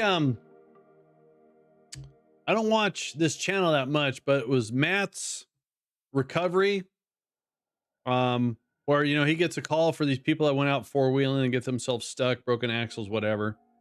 And he's always got these 2 yellow rigs he takes out. There's this other guy that does the same thing, but he's got a Jeep, not a big rig per se, but he knows his pulleys and what do you call them? Not shackles, but he can look up a vehicle's mass and knows exactly how to rig his wires. In fact, he's got these blocks he puts in the back of his Jeep to prevent anything from pulling him. Is it Casey Idle? Let me see. I've only watched his channel a couple times, and he pulled out a couple things that I was very impressed with. Let me see.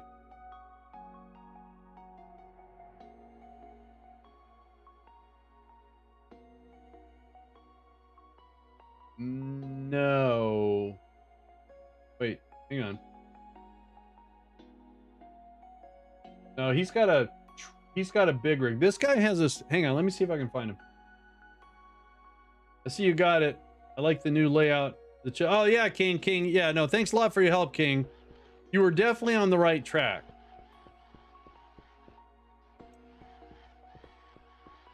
Hang on, I'm trying to find something here. Real quick.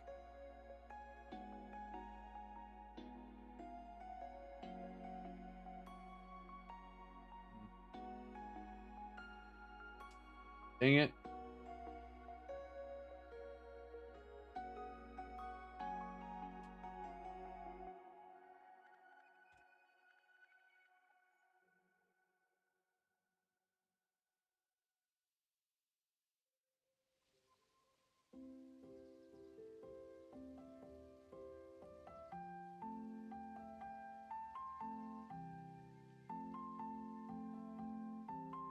It's called Florida Off-Road Recovery.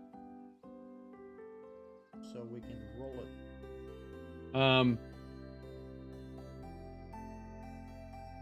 Yeah, let me see if I can. Where's his channel?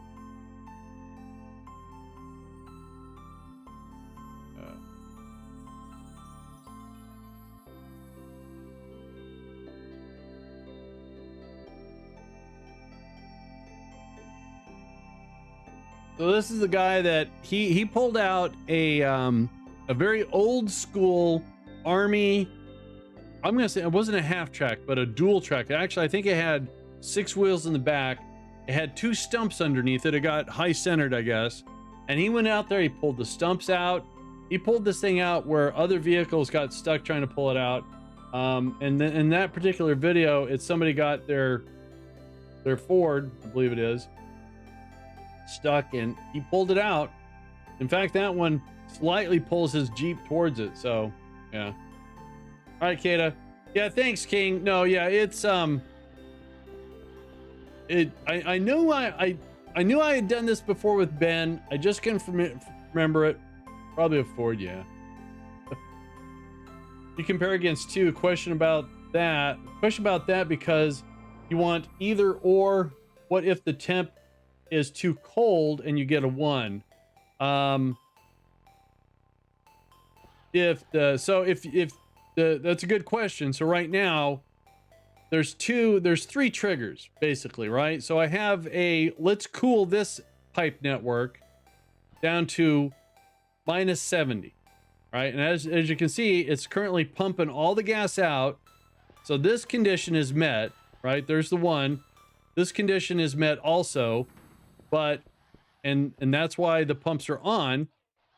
Now, as soon as one condition isn't met, then it turns off the pumps. And that'll be the pressure.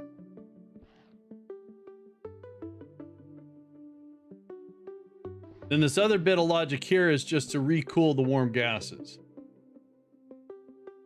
Oh, it's getting really cold in there. I hope that's not going to be a problem. Nope.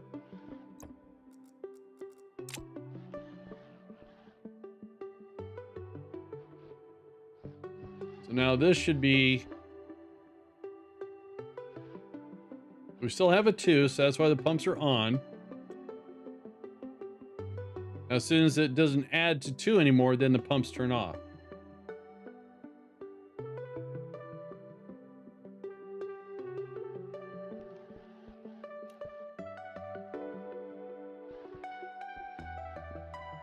Right, so now we have a value of 0 and 1. So 1 plus 0 is not 2.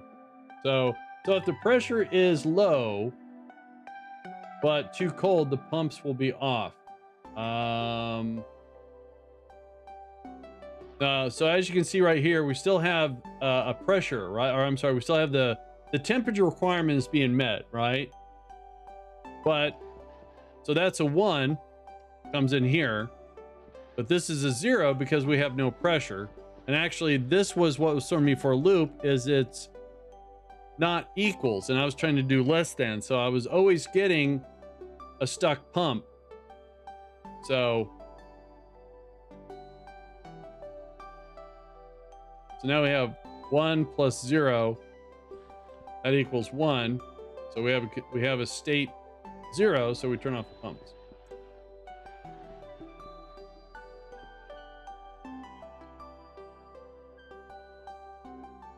Yeah, there you go. Yes, yes. That's a better way of wording it, yeah. Yep.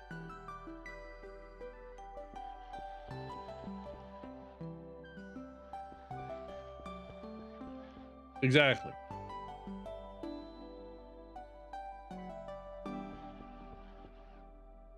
And then what happens over here is the recooling looks at this tank.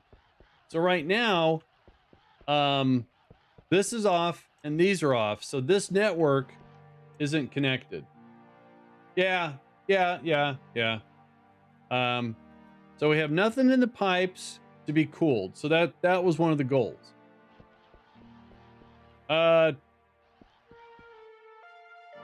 Thanks, Yoke. Twitchy Oak. Sorry, Twitchy Oak.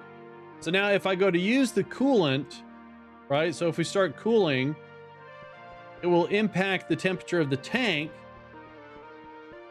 And when that tank drops below 50 degrees Celsius, this digital valve opens up. He's a tree. Gotcha. And then what we do is we start recooling our gas. So we have a circulation going on there. Now, once this tank gets back to minus 50,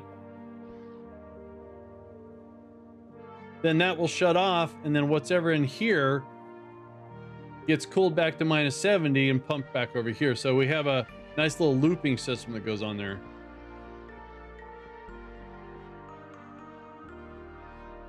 I use nitrogen.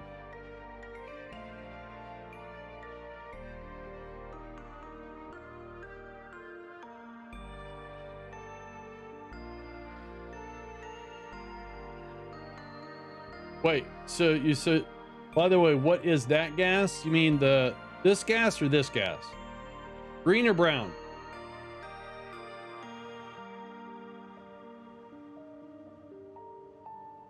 That's nitrogen. I use nitrogen to passively cool with the heat exchanger. Heat exchange, not sir. And I picked nitrogen because for me it's the safest to chill without it turning to a popsicle. Yeah, it's cooling. So that nitrogen, its only purpose over there is to be connected to here. So when I have hot gas is coming from the centrifuge, hot gas is coming from this furnace. Any other source that comes through the waistline gets dumped into here, chilled, filtered, and then, you know, rinse and repeat sort of thing.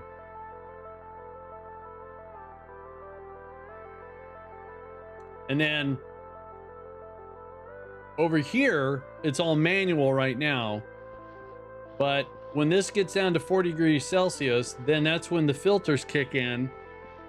So right here, I have the 40 degrees Celsius check. So when this pipe analyzer sees 40 degrees, this turns on and starts pumping into the filters.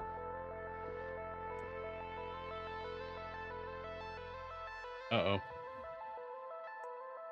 Why is that not going down? Oh, because the filters aren't on. Oh.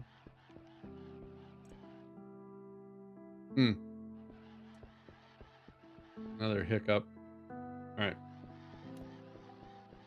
If I do this.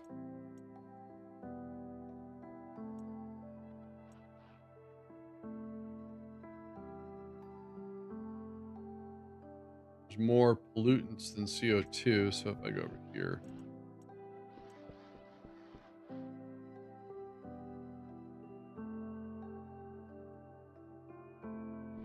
All right, one more little thing I got to work out. All right, it's not that big of a deal if there's a little bit of pressure left in that line.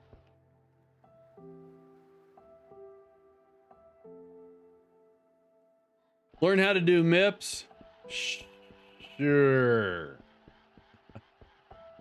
Why not?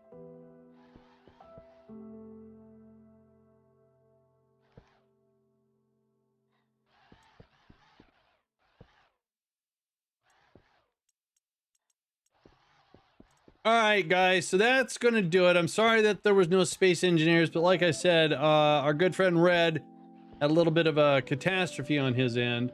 So I want to make sure he gets all sorted out and whatnot. And we'll see. I'll check in with him and see how things go. So I'm going to roll some credits here. Apex, thanks for the follow. Digital and DJ, thanks for the resub, guys. Appreciate it. It's easier to write MIPS when you see it visually with the chips. Oh, that's a good idea. Screwball, you have a good one. Notable, see you. Torch, you guys have a good one. Saturday is my day off. I'll be back Sunday with more Stationeers with Kata and with Ben. See you guys later. Have Gold Grumpy. See you later. I'm out of here.